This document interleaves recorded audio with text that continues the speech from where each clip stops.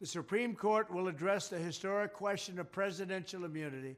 Without presidential immunity, the president cannot function, as his political opponents will blackmail and extort him with the threat of wrongful persecution. To put it simply, it's now up to the states. And like Ronald Reagan, I'm a believer in the exceptions, the 3 exceptions, as you know, and rape, incest, life of the mother. So you wouldn't support a national ban? No, I wouldn't support a national ban. No, I would not.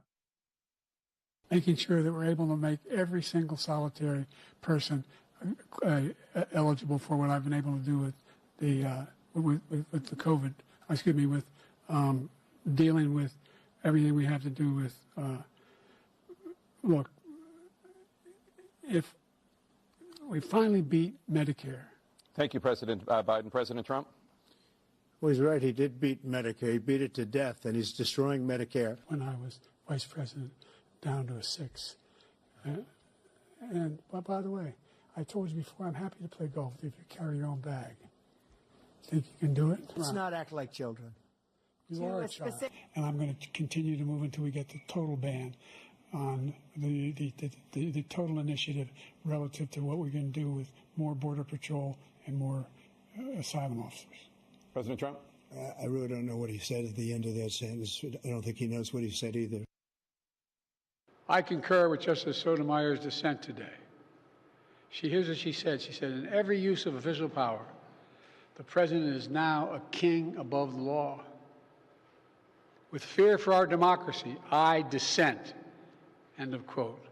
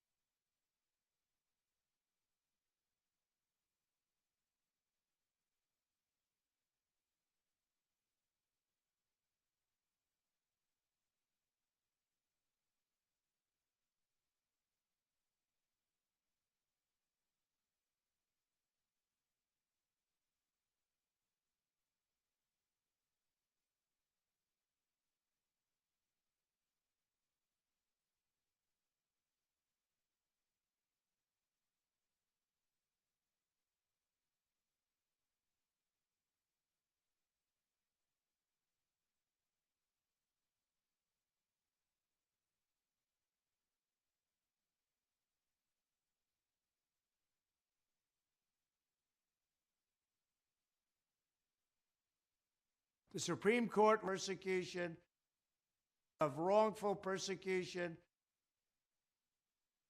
To put it simply, it's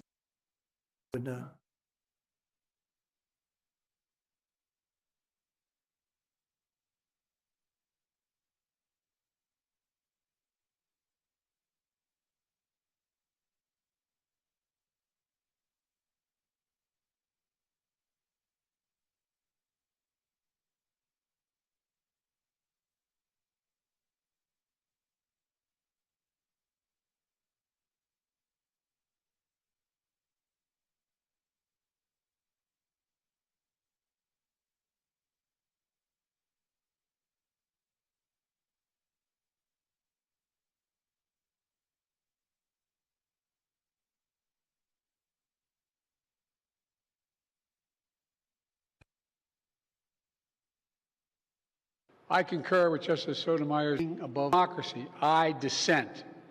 End of quote.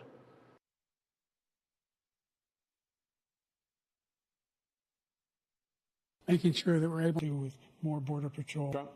I really don't know what he said at the end of that sentence. I don't think he knows what he said either.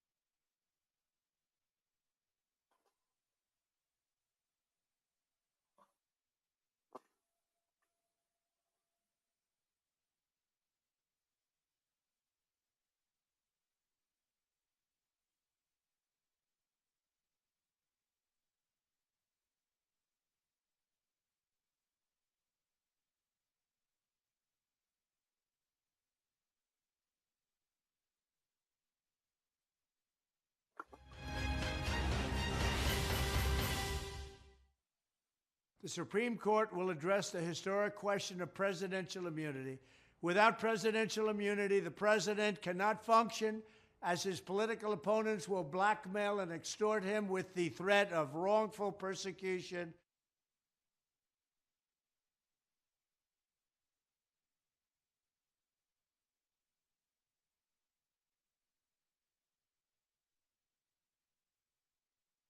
Hello, hello, hello.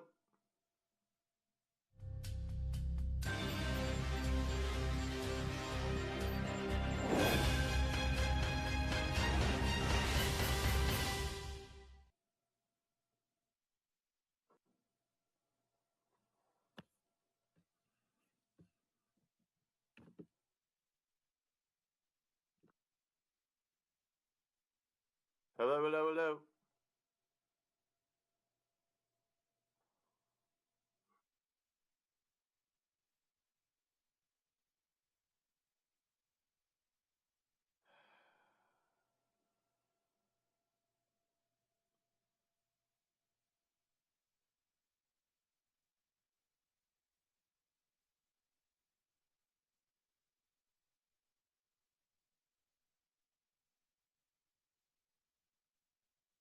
Hello, how are you? I'm good. I'm good. Gotta increase the volume here.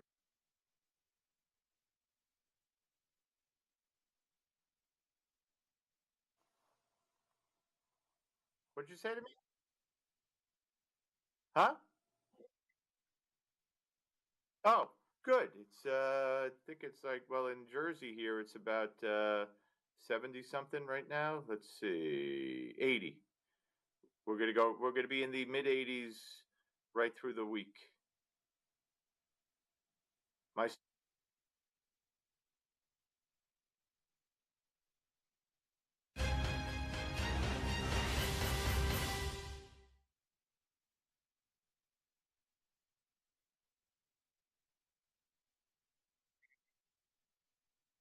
Oh, okay.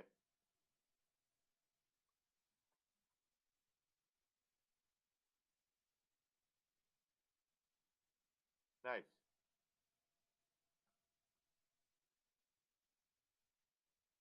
Yes, sir.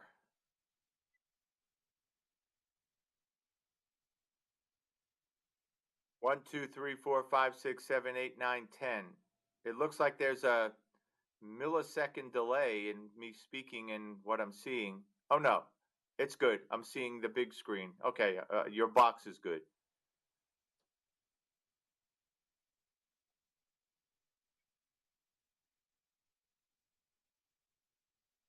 Okay, thank you.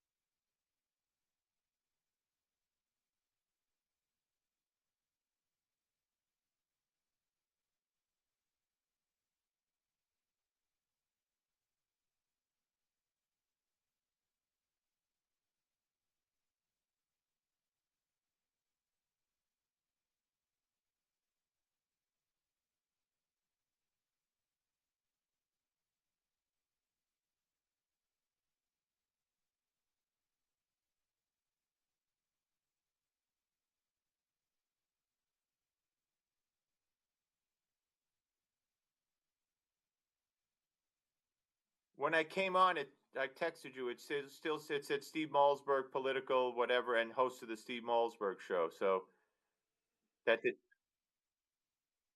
not on the email, not on the email, not on the email, on the screen when I logged on.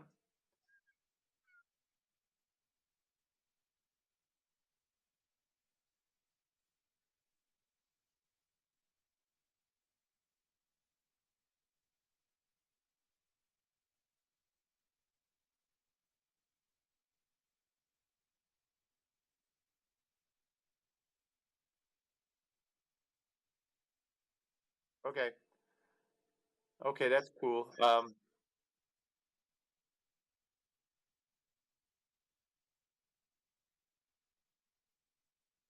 Yes, I can. How are you?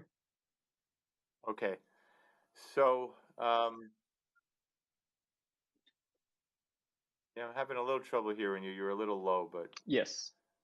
One, two, anyway, 3, 4, um, 5, no, 6, 7, 8, 9, 10.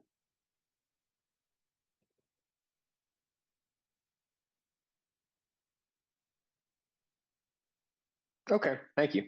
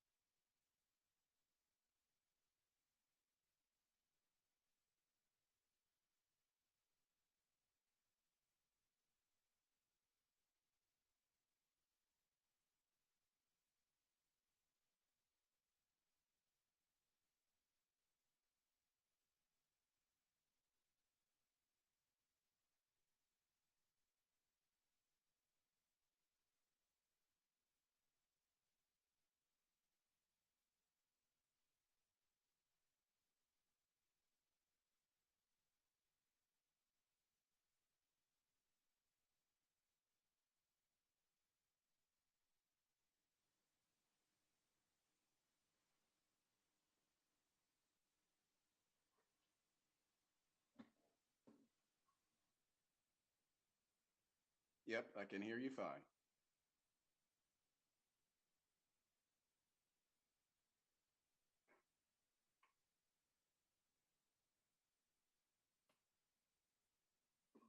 One, two, three, 4, 5, 6, 7, 8, 9, 10, 11, 12, 13, 14, 15, 16, 17, 18, 19, 20.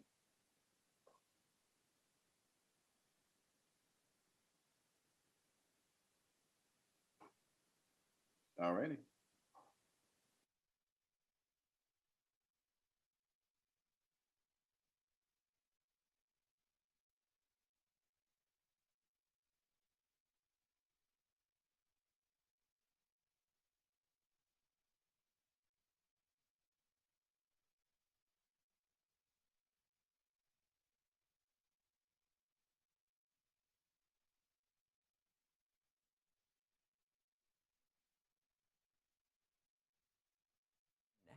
Best guest in the world.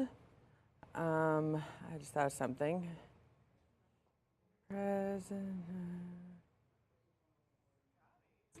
Yes, hi. 1, 2, 3. Why, hello. So my favorite face is on the screen. Scotty, how are you? I am Yes. fantastic. It's great to see all of you. Let's see. So they always, I try to come, okay. Yep. What kind of tea do presidents drink? Liberty! Very good. See, there you go. See, I'm tired of doing like the same air checks of counting to 10 or ABCs. Like, so I'm like, you know what? I'm going to start to see. Let's see. And then I get cut by Amy.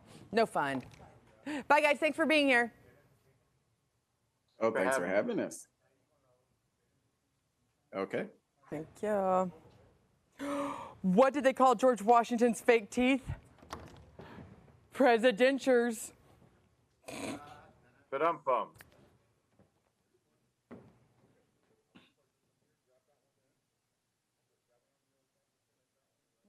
Who's ready for the biggest party that nobody knows what's going on at?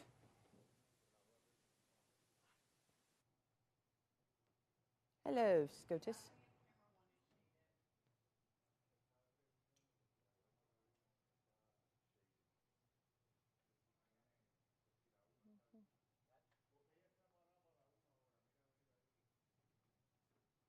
Hey, we used to live there. Do you miss it already? I do miss it. Why? You're not going to miss it come November, and pretty much. Side of it?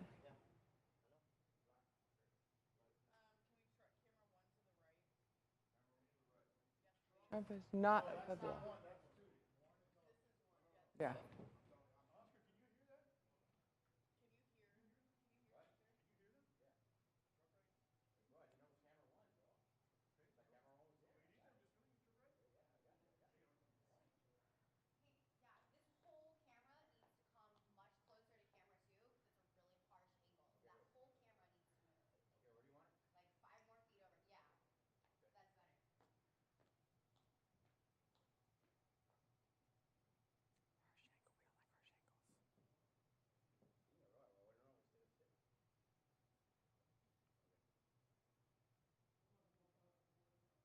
I think you're amazing.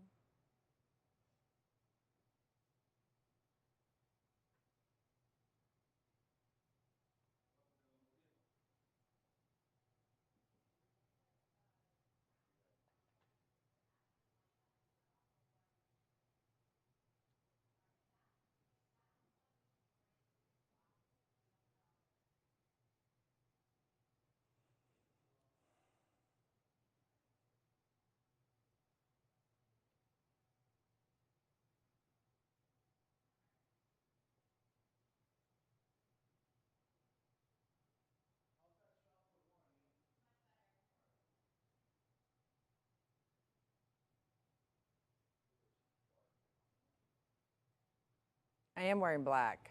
So I don't help. I'm sorry. No, it's me. I'm the problem. It's me. Nobody here listens to Taylor Swift, so they want to get the reference.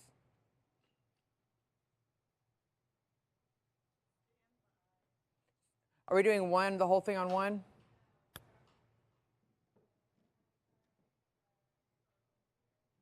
And walk in. Yes. Yep. And then I go to the spot on one for the mono, correct? Yep. Yep. Mm-hmm. Got it. Easy peasy. Lemon squeezy.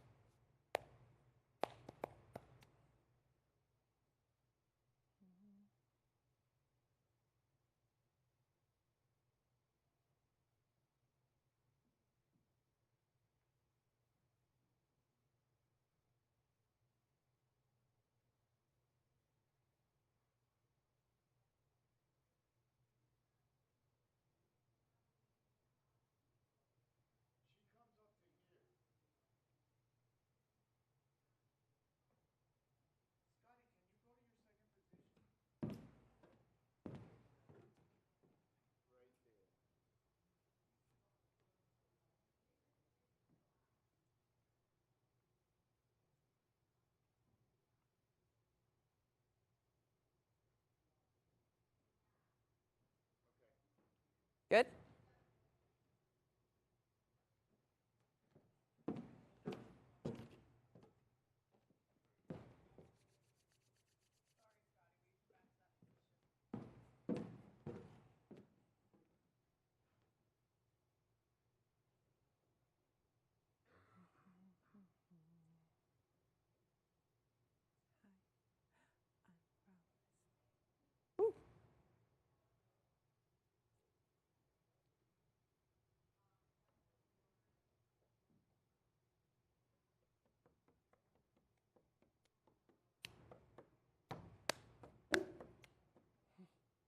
Do the cup from Pitch Perfect. I know, isn't it? You would always do that, yep. It's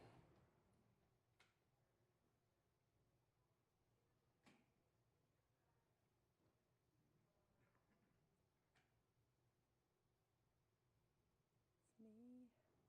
Hi. I'm proud. It's me. Trump presidential immunity.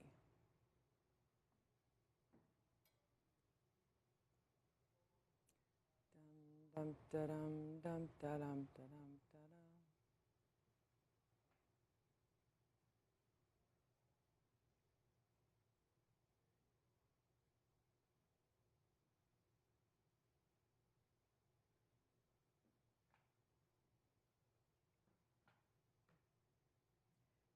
You guys are awesome. I love how everything in a studio is on wheels. Like, I wish my life had everything on wheels. On my furniture.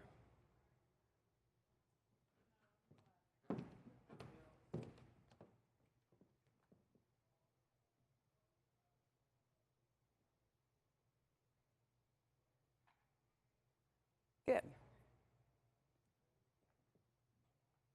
She's happy. Hey, I love her. Like I love you.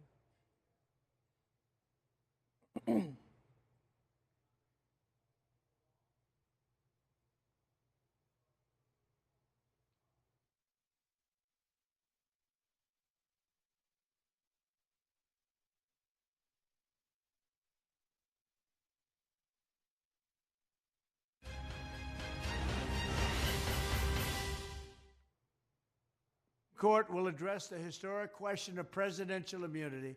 Without presidential immunity, the president cannot function, as his political opponents will blackmail and extort him with the threat of wrongful persecution.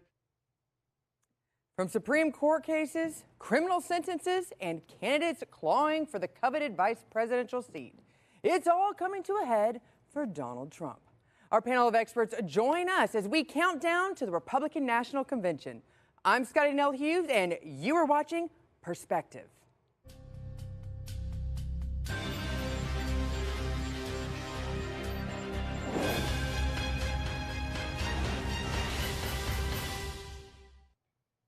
The Supreme Court ruled former President Donald Trump may have some immunity from his prosecutions related to his actions after the 2020 election, dramatically undercutting special counsel Jack Smith's case. Now, the majority 6-3 decision found a former president is entitled to presumptive immunity for all official acts, but it held there is no immunity for unofficial acts. Now, since April, the High Court has been tolling over its decision in Trump versus United States. Now, this stems from special counsel Jack Smith's 4-count indictment, alleging Trump attempted to subvert the 2020 election results, and he intended for the January 6th riot to happen. Now, the central issue in the case was whether Trump is immune from prosecution because he was the president. Now, Smith argued Trump's actions actually fell outside the scope of presidential duties and should not be protected. Now, all of this comes on the heels of the landmark decision when the Supreme Court ruled in favor of the January 6 defendants and former Pennsylvania police officer Joseph Fisher. The 6-3 decision significantly affects the Justice Department's approach to prosecuting not only the more than 350 riot defendants, but also Donald Trump. There is still one more court case we have talked about in length on this show, Trump's hush money trial. The sentencing is coming on July 11th. All of this is setting the stage for the opening of this week's 2024 Republican National Convention in Milwaukee, Wisconsin, which at the time, Trump should be officially recrowned the leader of the Republican Party. But what are the chances it will be from a jail cell? And do these court cases change his guilty verdict in Manhattan? Well, let us discuss with our panel. Steve Giorno, who is the chair of the Young Republicans in Tennessee and a delegate at large on the RNC Rules Committee. Next is a good friend of the show, talk show host Steve Malzberg. And last but definitely not least, Malik Abdul, who is our go-to political analyst. Gentlemen, I want to thank all of you for joining the show today. Thanks for having us. Thanks, Scotty. Okay, so I actually want to start with you, Malik, on this one, because what is the effect would be if Donald Trump was in person at the RNC, or what's it going to be if he's sitting in a jail cell, all thanks to the verdict of Judge Merchant in New York? Well, it doesn't seem like that's going to happen. If you listen to what Joe Biden just recently said, he thought that Donald Trump would be in jail by the convention. And so that's why he charged Democrats with doing what they have to do to go out to the polls to stop Donald Trump from becoming president. Whether Donald Trump actually was able to attend the RNC convention or not, I don't think that it would matter, because Donald Trump, as he has shown, has had wide support in the Republican Party. This is during the primary and even up until now. So it seems as if it seems like the White House is the limit for Donald Trump at this point. So I don't think anything would change that, despite that being the hope of many Democrats. Oh, but Steve Giorno, this is your first trip, I think, to the Republican National Committee. Congratulations on your delegate position. I think there was a little controversy going into it. You stood strong.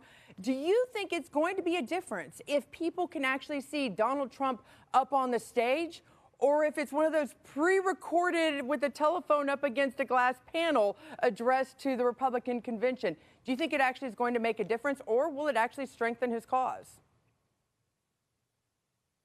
Well, we would all love to see the president in person. I think it'd be really important for our party. However, I think more people would be inspired to go out and vote for the president if he was in jail.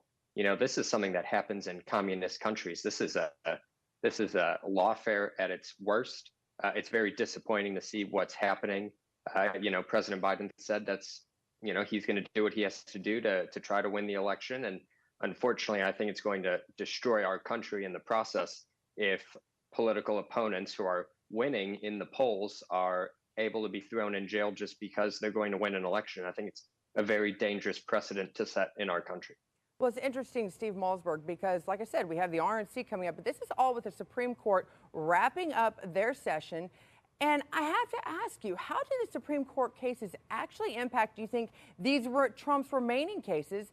And do you think this gives him a better chance of appeal in the hush money case?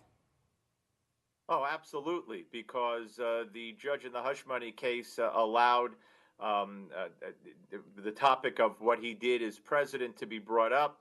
So, there's a chance that this sentencing will be delayed until after the convention, way after the convention, at the very least. Look, I think the American public is really fed up.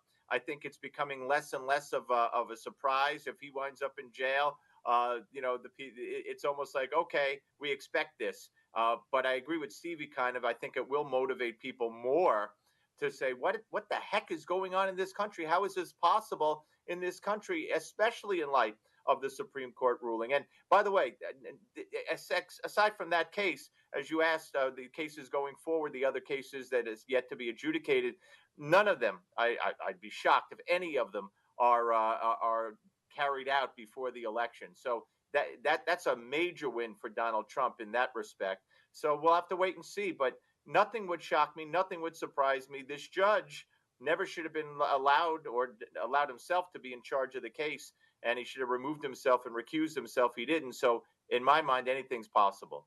Well, I have to ask you, Malik, because as I listened to the debate a few weeks ago between Joe Biden and Donald Trump, one thing I did glean is Donald Trump did point out, just as Steve DiGiorno just pointed out, that if the president is put into jail, it's what people in communist countries do, that they jail their opponent.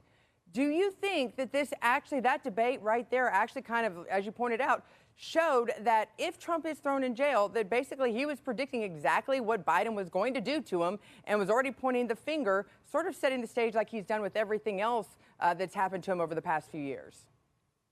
Well, you made my point at the end, because this is something Donald Trump has been saying over the years now.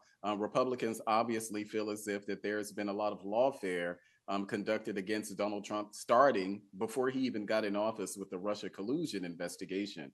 So this is something that Donald Trump has been saying for a while. I think it's something that benefits him. Ultimately, at the end of the day, we don't expect him to be going to jail or anything like that. But Donald Trump has a lot of ammunition going into the convention, but also going into November with what we saw in a couple of weeks ago with what seems to be a very diminished Joe Biden while in office. I think that Donald Trump is actually poised. And because of his debate performance, that many people, they didn't expect Donald Trump to actually do as well as he did. In that type of situation, where they were downplaying and really underestimating Donald Trump, you just give him the opportunity to outperform. And I think that's what we saw at the debate.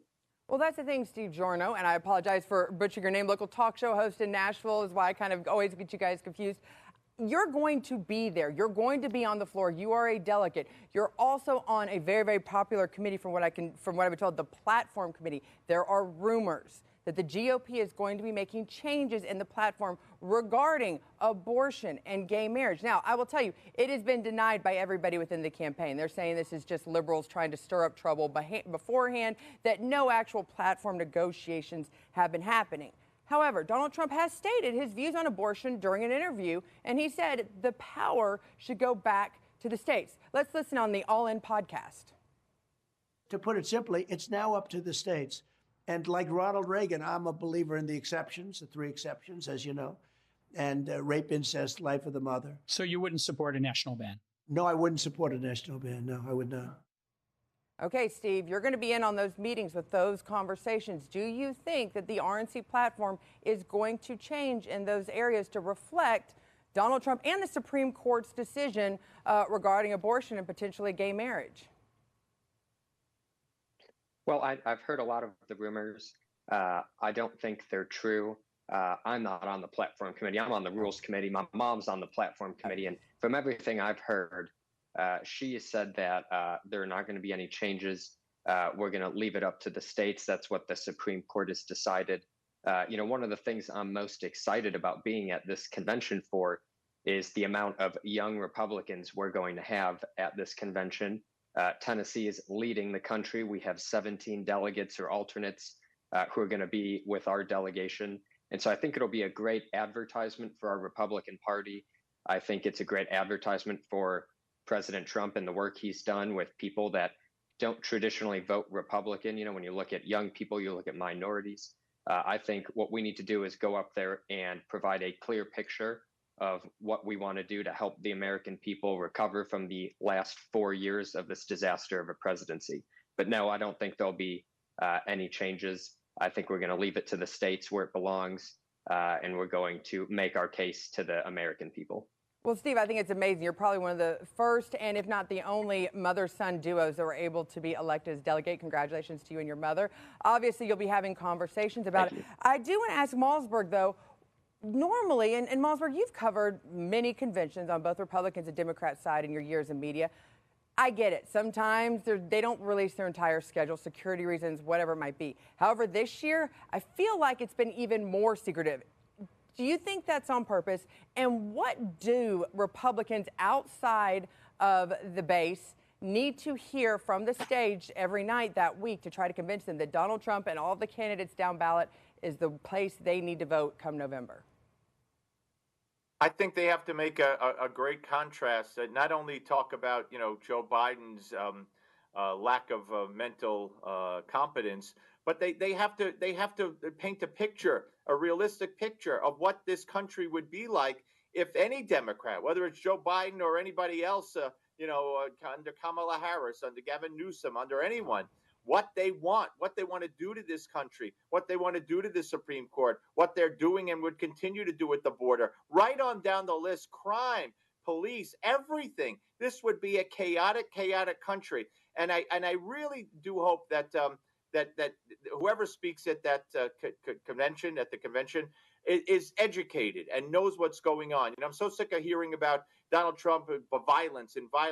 You know, we had Joe Biden said, I want to beat the hell out of Donald Trump, take him behind the gym. Cory Booker, sitting senator, said, my testosterone makes me want to punch him in the face. Robert De Niro, who does commercials for Biden, says, I want to punch him. I mean, but Republicans don't know enough to bring these things up. They have to educate the country to things that the country ordinarily wouldn't know. That's incumbent upon them. Okay, but I have to ask you, Malik, talking about the unity that should be existing with the Republican Party right now, do you think the fact that we don't have a list of speakers out, we don't know who's going to be appending, we don't even have themes for the night, for every night right now, do you think that has to do with a lot of the lack of unity that Democrats charge is existing right now within the Republican Party as reflected by their convention?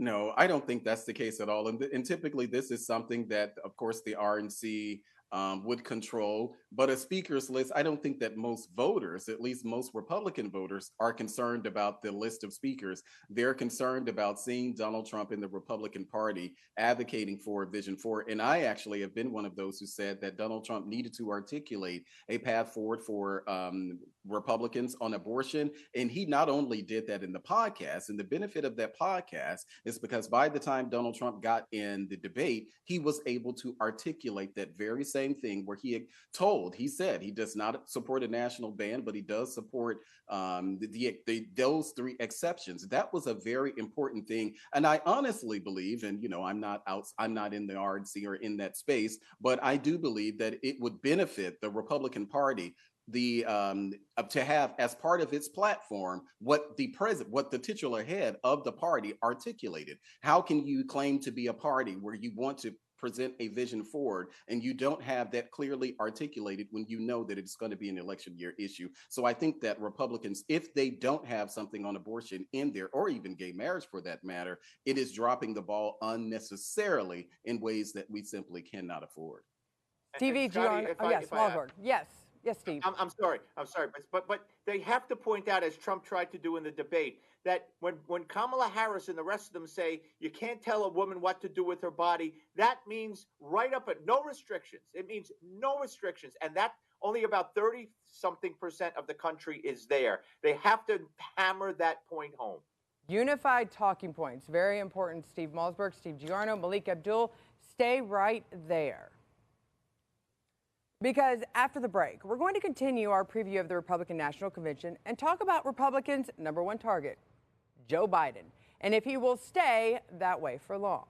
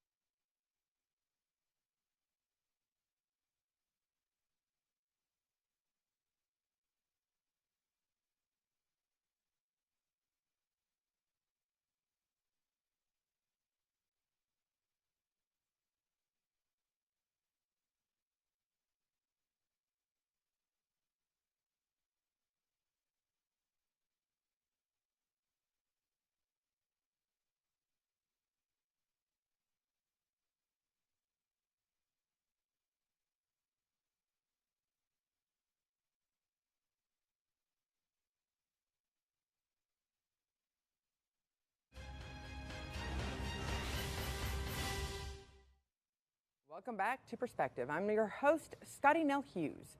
Now, recent rumors regarding the mental state of President Joe Biden have caused even his biggest allies, aka the media, to question whether or not he is the best candidate Democrats have to offer in November.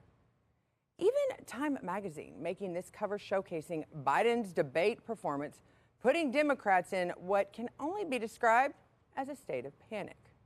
Now, conservatives have been questioning Biden's cognizant behavior for years, but it was only following the first debate between Joe Biden and Donald Trump that even the media had to accept the current president of the United States' confused state. Making sure that we're able to make every single solitary person eligible for what I've been able to do with the COVID, with dealing with everything we have to do with, look, if we finally beat Medicare. Thank you, President Biden. President Trump? Well, he's right. He did beat Medicare. He beat it to death, and he's destroying Medicare. When I was vice president, down to a 6.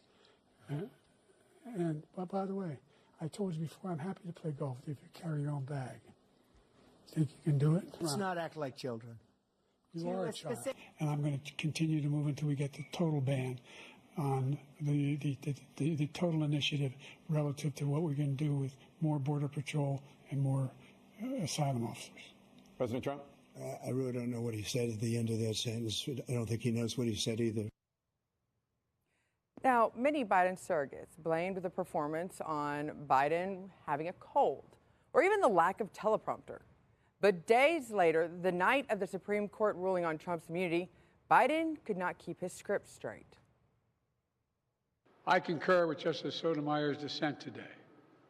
Here's what she said. She said, in every use of official power, the president is now a king above the law. With fear for our democracy, I dissent. End of quote. But does this mean Democrats will replace? And what effect does this have on the Republican National Convention?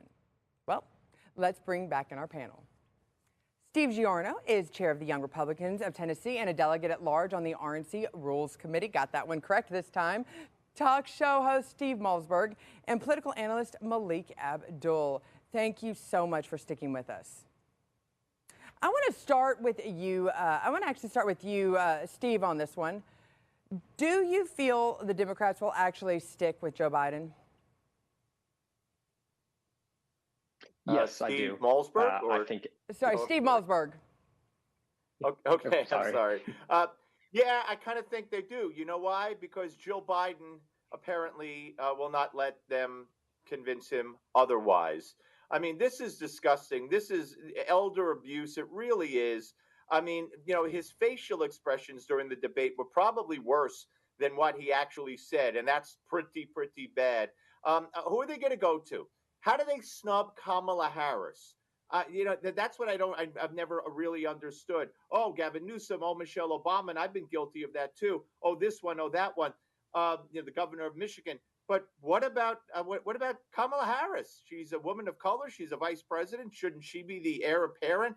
And if they snub her, that's not going to be good for them. But if they pick her in his place, that's going to be a bigger disaster for them. So they're stuck between a rock and a hard place here. And I think they're going to probably, unless there's some unforeseen circumstance, because we do have months and months to go, it's going to be Joe Biden, because Jill Biden loves the perks that come with the gig, and she's not ready to give it up. Okay, Giorno, let me do it that way. Do you think the GOP also, though, needs to focus on all of those cast of characters that Steve Malmsberg just mentioned and point out the faults of all of other nominees just in case something happens and Joe Biden is replaced? I do. I think we need to make the case that this is where the Democrat Party is today. It's not the same Democrat Party as even 20, 15 years ago. This is a radical leftist party. It doesn't matter who their nominee is, whether it's Joe Biden or Kamala Harris or Gavin Newsom or anyone else. They all believe these things. But we've really got to drive home the point that the disaster that's going on in our country and the disasters happening across the world are because Joe Biden doesn't know where he is. He doesn't know, what is going on around him. And it's very, very sad. It's elder abuse. I think the Biden family should be ashamed of themselves and everyone who's propping Joe up. But I think he will be the nominee. And I think they're going to try to get him across the finish line. And then the second day of his presidency, have him resign and have someone who knows what's going on take over. And I think it's that's awful that that's going on in our country today. We have fallen so far so quickly. And that's interesting that we even have to think in that perspective. I don't think any time in history have we had that kind of conversation. But it's funny that you mention the person who's behind the president, Malik. Let's go back to the Republicans and Trump, because a high-dollar fundraiser saw Trump's VP hopefuls flock to Atlanta, all to support the Republican nominee. Now, according to this invitation, it was $25,000 donation. It gave you a seat at the dinner table with all of the vice presidential contenders. Now, let me give you the short list. Dr. Ben Carson, Governor Doug Burgum, Senator Marco Rubio, Senator J.D. Vance, Representative Elise Stefanik, Representative Byron Donalds, Senator Tim Scott, Representative Wesley Hunt, and a few others all attended this high-dollar watch party.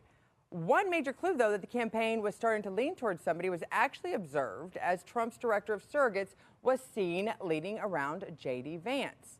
Now, Trump has yet to announce his pick for vice president, but if and when he does, do you think it's going to have any effect, positive or negative, on Trump's popularity? Yeah, so typically vice presidential candidates, they don't make a lot of noise. They usually just fill a void that a president has.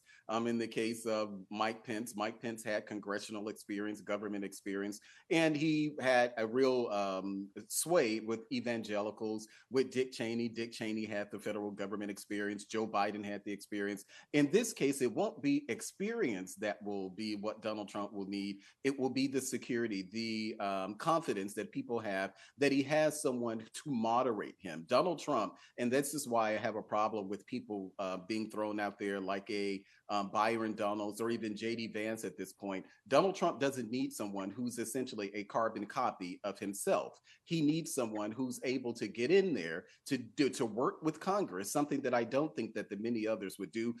Anyone who knows me know that my number one person is Senator Tim Scott, because I believe that Senator Tim Scott would not only help Donald Trump win, he would help Donald Trump govern and create a legacy after Donald Trump leaves.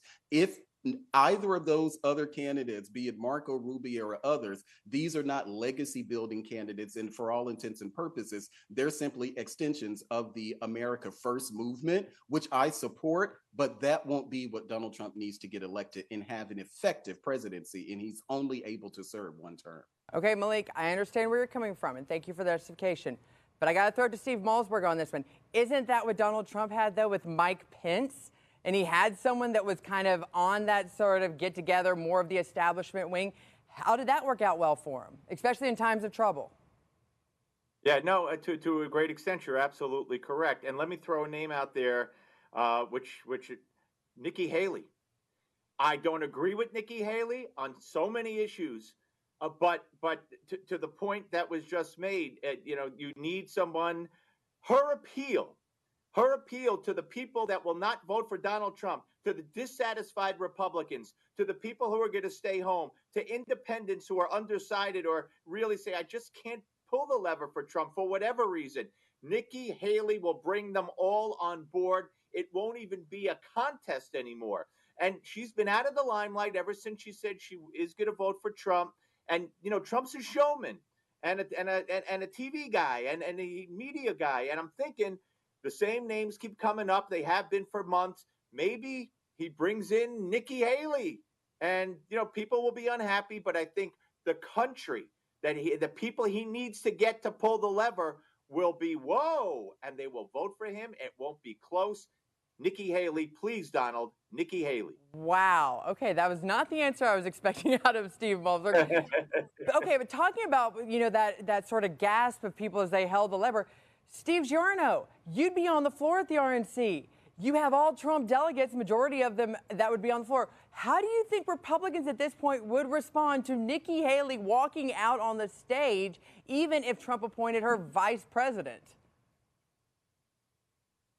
Well, I think it'd be a hard decision for a lot of people, but I think we have to remember that, Ronald Reagan said, if you're with someone 80%, that doesn't make them 20% your enemy. We have got to stop what's going on right now. And the only way we can do that is through party unity. I support what President Trump decides. And if he says that she is the right fit for him and can help him get the job done, then I'm going to support our president because look at everything he's sacrificed for us. I'm sure a lot of people can get over the fact that they may not like Nikki Haley if President Trump says this is the person I need in order to do the job that you all want me to do. Giorno, more diplomatic than probably most people who are 3 times your age in politics today. Bravo to that one. Okay, so let's actually, before we leave, I have to ask about the protesters because it's always guaranteed there's going to be protesters at a convention. So I want to ask each one of you, who or which groups right now are most angry with Republicans today? Malik, I'll start with you. Well, I'll just jump out here and say it. I am an absolute hard no on Nikki Haley being Donald Trump's vice president. But I think that the problem that both sides will have, you'll have a lot of Democrats, ironically, supporting Donald Trump. Protesting Donald Trump at the RNC convention. But you'll have Democrats protesting Biden at the Democratic convention with a lot of the pro-Palestinian protesters, who I believe will probably be out. Okay, Steve Malzberg, yours? Yeah, I think it's going to just be a lot of professional left-wing, protesting groups that'll be out there. I can't think of any specific group, a combination, some pro-Palestinians and, women's groups, abortion, pro-abortion, blah, blah, blah. But I think the Democrats are really going to be the ones facing the hardcore protests out there from the pro-Palestinians and the hardcore progressives. And Stevie Giorno, you're going to be there. What protesters are you looking forward to seeing the most as your bus goes through all of the layers of security? Well, I'm sure we'll have the George Soros-funded people that we had in 2020, and of course at the college campuses now. But I think, that some of the people who are most upset with the Republican Party and just government in general is just the American people. They want to see something happen rather than people just get up and give the same talking points. They want to know how we're going to help them get out of the current economic situation we find ourselves in. Well, thank you so much, the three of you, for joining us. Thank you to our panel, Stevie Giorno, Steve Malzberg, Malik Abdul. Thanks, guys. Thanks for having us. Thank you. Political conventions can be a lot of fun and a great way to get the base excited about all of their candidates. Now, normally the excitement comes from inspiring speakers, patriotic themes, and of course, the shows surrounding the presidential candidate. However, this year's Republican National Convention also brings with it the element of surprise, mystery, and of course, shock because of all of the different unknown variables. Now, I've attended multiple RNC and DNCs starting back in 2004, and I will be the first to tell you that this year's schedule and list of speakers seem to be under very tight wraps. The expected chaos has escalated to almost the feeling of giving up and just going with the flow to see what happens next. But in the end, regardless of whether President Trump is in person or in a jail cell, he will accept the Republican nomination for president. Then the real work for his supporters begins. But hey, that's just my perspective. I'm Scotty Nell Hughes. Thanks for watching.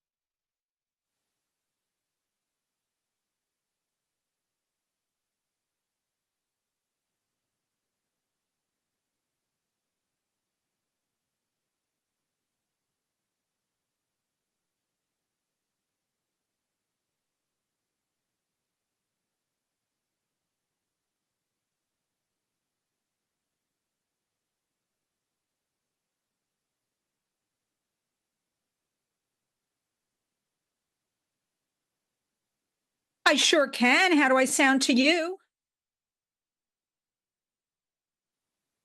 Absolutely.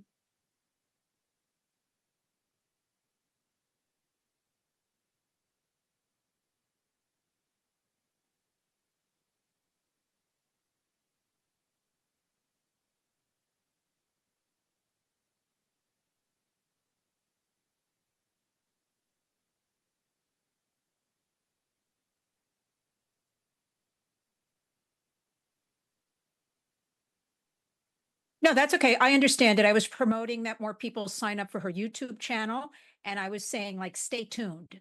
So even though I put like today, it was kind of like dropping, planting the seed. This is going on. There was no time or anything on that. I just wanted to build momentum. Yes.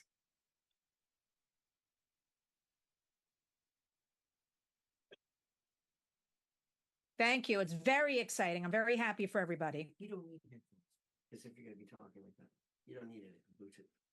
You have Bluetooth in? You don't need it because you can hear her. I don't hear anything now.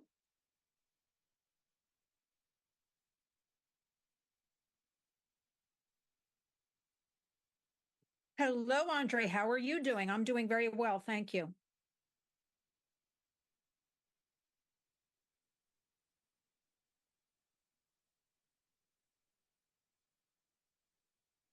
Yes. Who's that? Andre? He says Lionel. Okay, there you go. Do you want this blurred in the back? Oh, yeah, good, good. Excellent.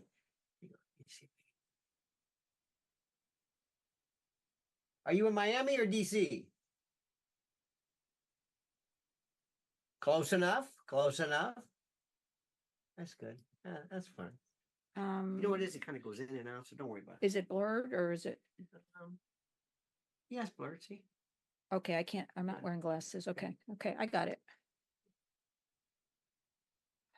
Okay.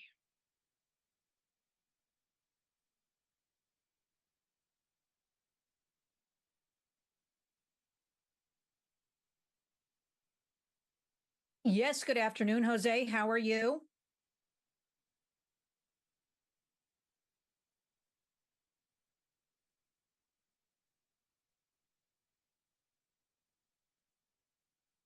One, two, three, four, five, six, seven, eight, nine, 10.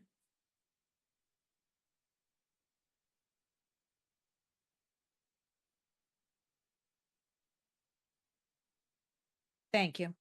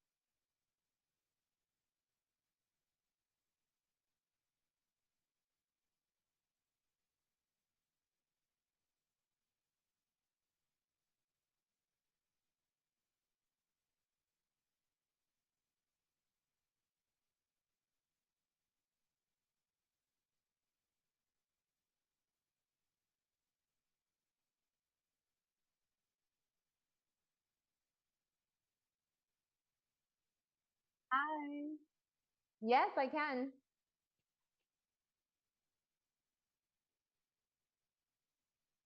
Hi.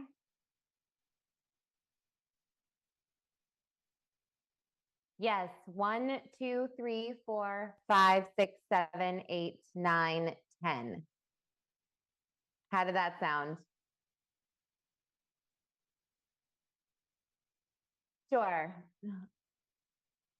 1, 2, 3, 4, 5, 6, 7, 8, 9, 10. Sorry. Great. Okay. Okay, sounds good. Mhm.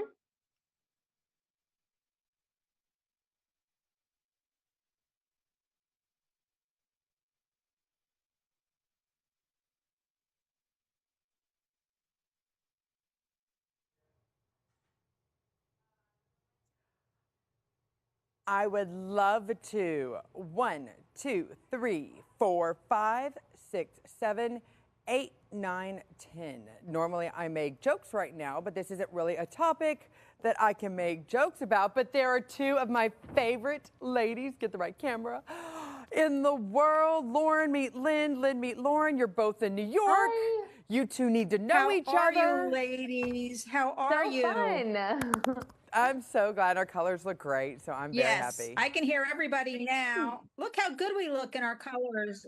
I love it. But I love the pink. Lauren's got pink. Lynn's in the white. I absolutely adore it. It's like you guys saw our logo and went, hey, we're just going to match. I'm actually at my parents' house. I just have very little to choose from. So And you probably have like shorts on underneath. I get it. I can call. I probably like 100%. Yep. 100%. That's exactly what you should be. Lynn, Lauren, you two do need to meet. You're both in New York. You both do a lot. You really, really could do good for each other. So I'm glad I get to make the introduction. Cool. Yeah, I'm going to be You'll have to pursuing give me that. her So get ready, info. Lauren. I love it. Get Okay. ready. Yes, we'll exchange info. Perfect. We will get started here Love in a few it. minutes. Thank you, ladies. Okay. You're welcome. Thanks, Betty. Yes, ma'am.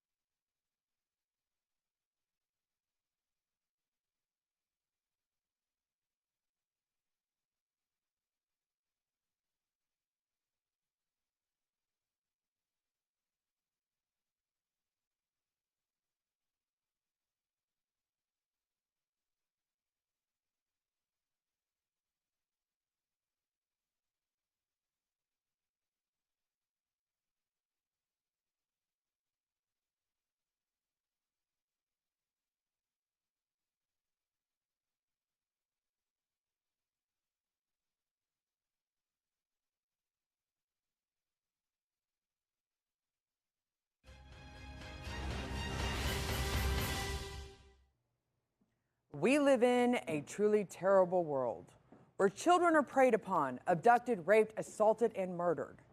Sadly, thousands of child abductions and murders are never solved, and their killers are never brought to justice. Now, police spend decades trying to bring closure to families. Parents die without ever knowing who is responsible for their child's murder. However, a new form of media created for entertainment is turning into one of the best tools for solving some of the most brutal crimes committed against children. But what does this say about the current state of law enforcement? I'm Scotty Nell Hughes, and this is Perspective.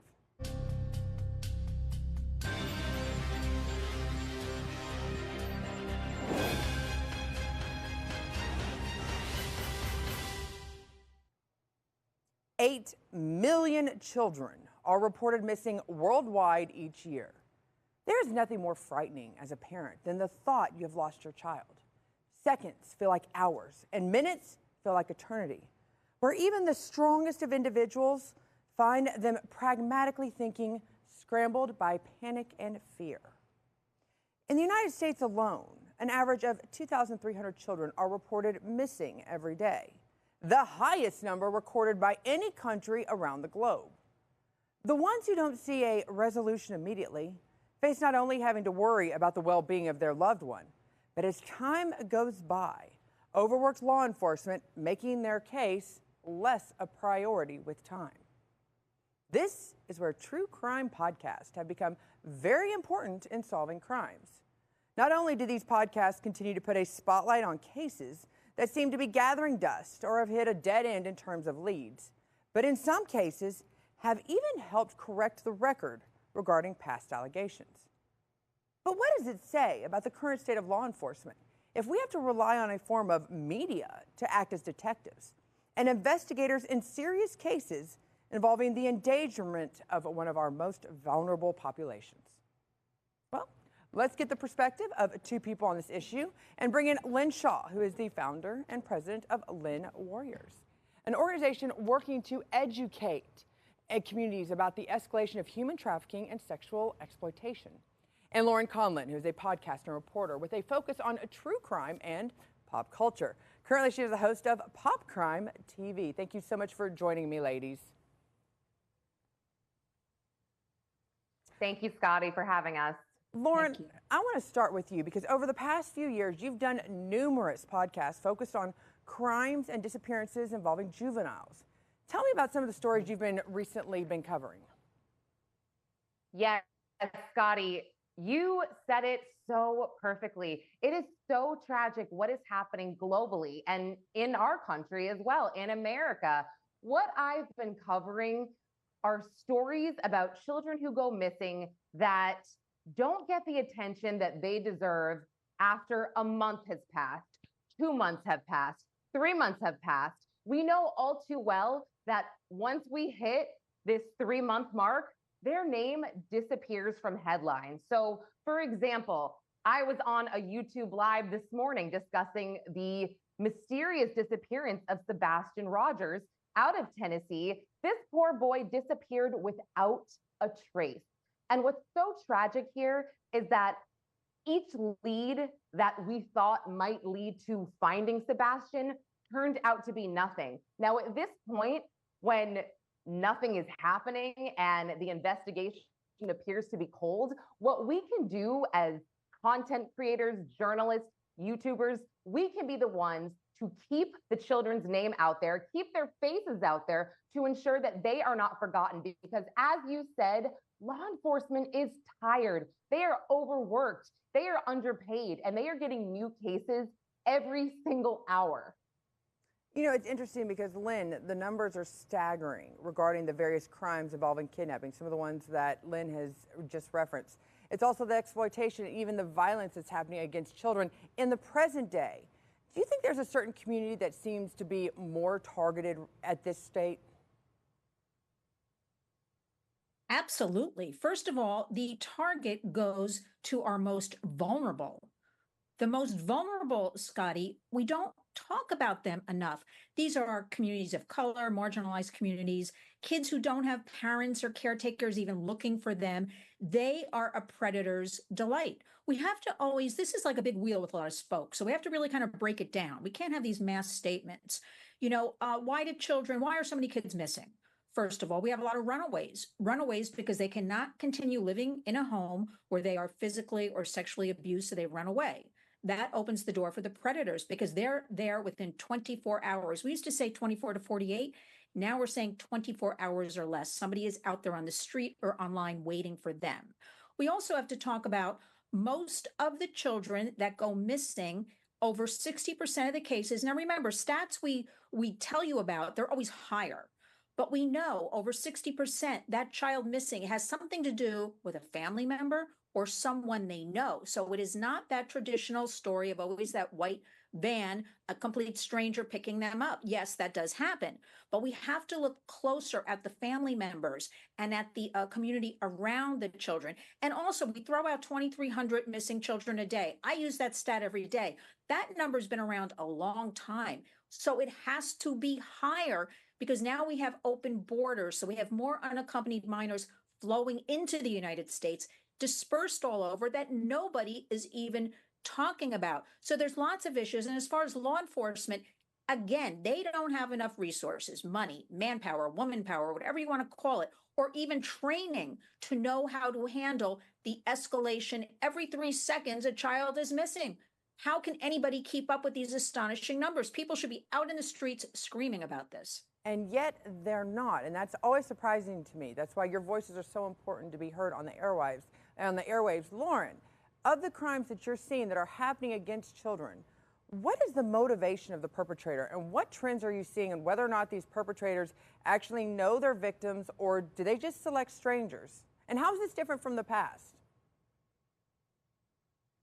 Well, as Lynn stated, over 60% of children are abducted by someone they know or a family member, and 30% are abducted by strangers. And of those 30%, about, I want to say, almost all of them are abducted by men. Almost all of them. That is the trend we're seeing right now. And just to add to what Lynn said, the type of children that are targeted, I mean, it's the age-old saying, kids that come from broken homes. I just read former FBI Frank Figliuzzi's book on human trafficking and sex trafficking, and there's a lot of information in here that points to the fact that young kids that are in special ed are even targeted, and that was pretty eye-opening to me as well. So I mean, and you know what? I just want to put it out there that nobody is above this. No child is above this. It could happen to anyone. So everybody should stay vigilant regardless. Well, and I think one of the things is if you come from a more affluent, wealthy community neighborhood, you probably get a lot more attention than a lot of those that just kind of get pushed to the wayside. You know, there was this missing children's panic, Lynn, that I remember from the 80s and 90s. It was called Stranger Danger Era. And it led to state governments, but also federal governments level, to push for multiple bipartisan tough on crime bills.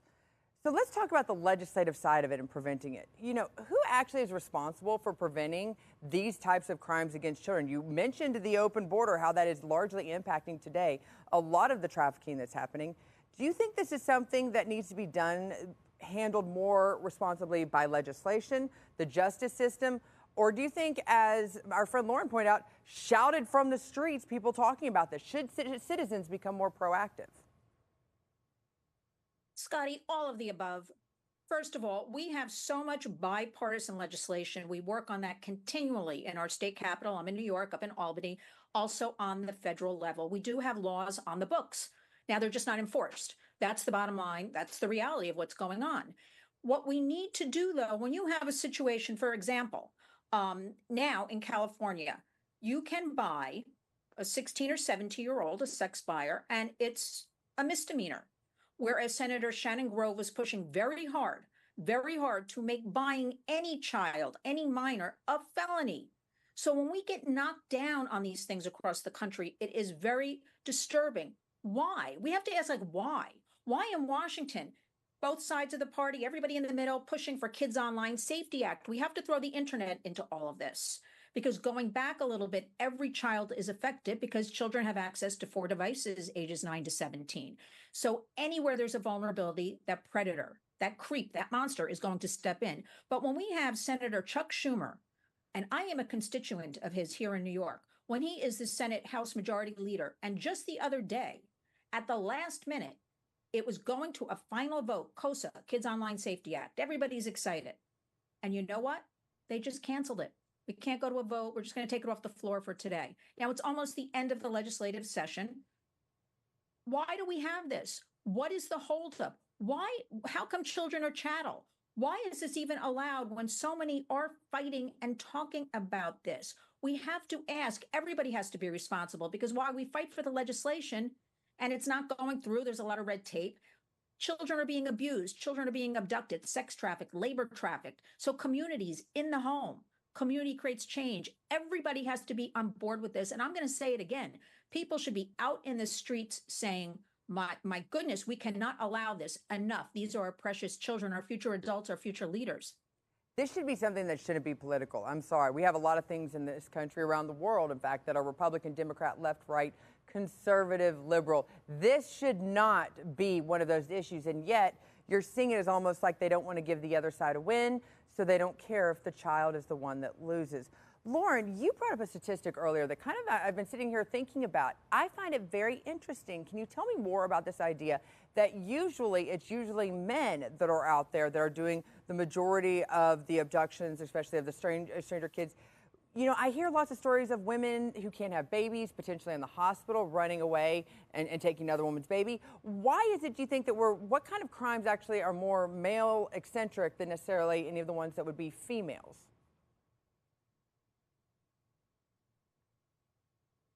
Lauren.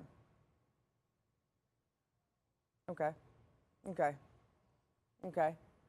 So it's real interesting because, Lynn, I need to follow up on something you said, because you talked about how these children are coming from, Lauren mentioned how they were coming from broken homes.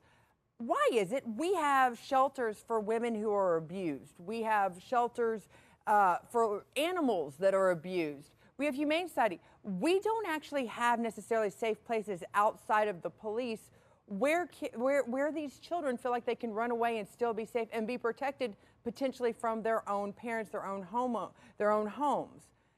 Why do you not think that there's not a push for abused children homes, that not necessarily adoption or those sorts of homes, that children feel like they can go and seek shelter and refuge from? Listen, we have, child protective, this, that, and the other thing. The bottom line but is they don't work, Lynn. They do not work. That's the one thing. Well, Often they don't. But that's just it. Yeah. That's just it, Scotty, because everyone I have spoken to, people my age who have gone through the system, for instance, they come from an abused home, so they run away. The law takes them under their wing. Where do they put them? In one of these homes. And what happens? Every one of them, Scotty, they don't even know each other, over the years has told me they've been re-victimized, re-traumatized, re-trafficked. So that whole system in our country does not work. Why aren't people getting rid of that system, cleaning this up?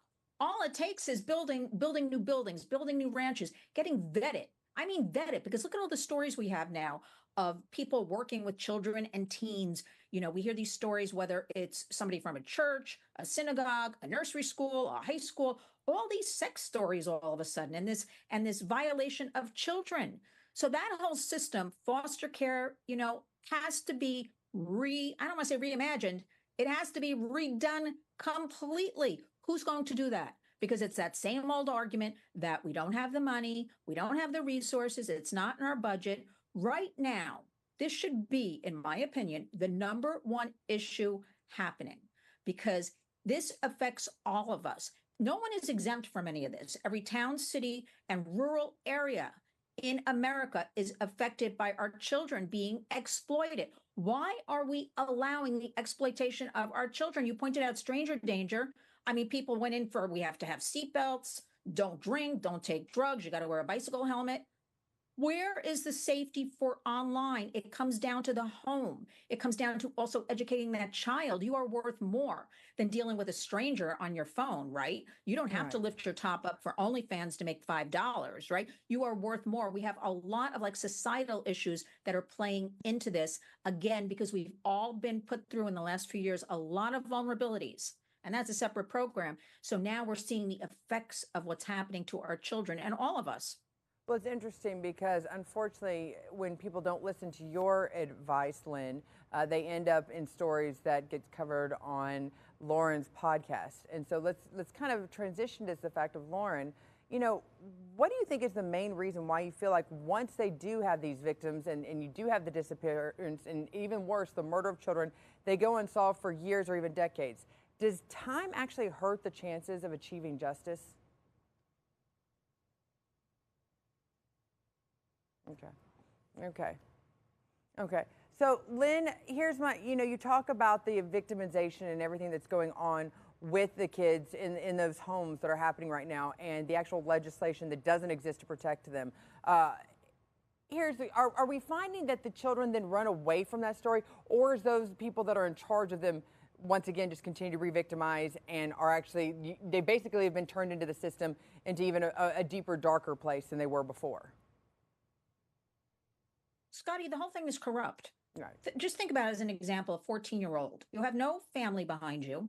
You have nothing to go to. You're put in a home. You're re-victimized, re-traumatized. You need a bed to sleep in, a meal to eat. You go back for that.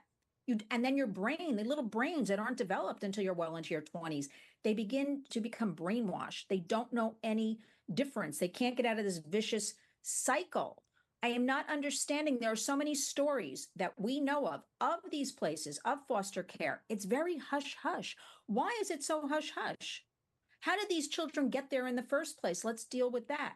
Why? When I live by places here in New York where children are supposed to be safe and I can walk by and say, that guy's a trafficker, that guy's a pimp, that guy's waiting, I can pick them out, and this is allowed. And again, we work with law enforcement, we support them. They are not being armed with what is exactly going on, or are they being given the resources? I hear this from all the human trafficking courts we have. We don't have enough judges, we don't have enough training. And so it is such a big problem that I really think in 2024, this should be on the top of everybody's list of what's going on. Because remember, all of this is trickling down into different kinds of crimes. We've got sextortion with teenage boys. The FBI has put out 3 warnings so far. And yet, when I talk to people about this and try to educate them, what's going on, they push back at me. They fight. They say things like, that doesn't happen here. My child would never do that. Well, we know they're doing it because the numbers are escalating every hour of every day right here in the United States. Well, Lynn, I know it's the top of your list, hence why you're continuing to be such a strong voice in the movement. Stay right there. Because there are over 23,000 true crime podcasts on record as of today. But are these podcasts just for entertainment purposes? Or do they aid in solving these stagnant cases and possibly helping those victims that might have not voices been heard? We're going to discuss this all after the break.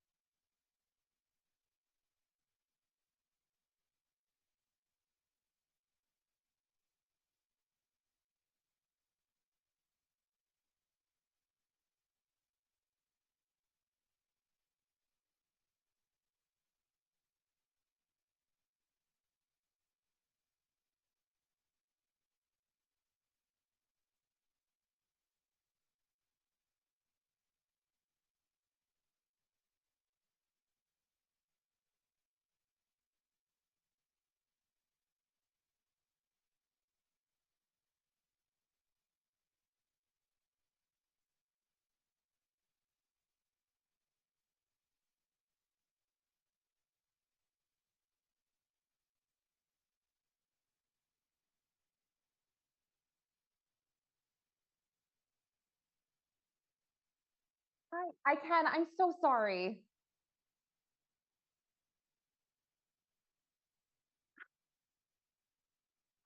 I'm here. I'm so sorry. I don't know what's going on.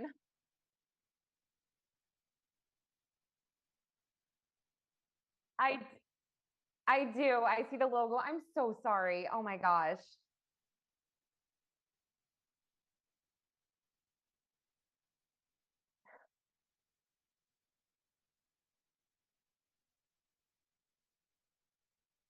Yeah, I don't know why it's so bad. So forgive me if it drops off again. I'm doing my best here. Everything is logged off on my computer, so strange. Okay. Okay, thank you.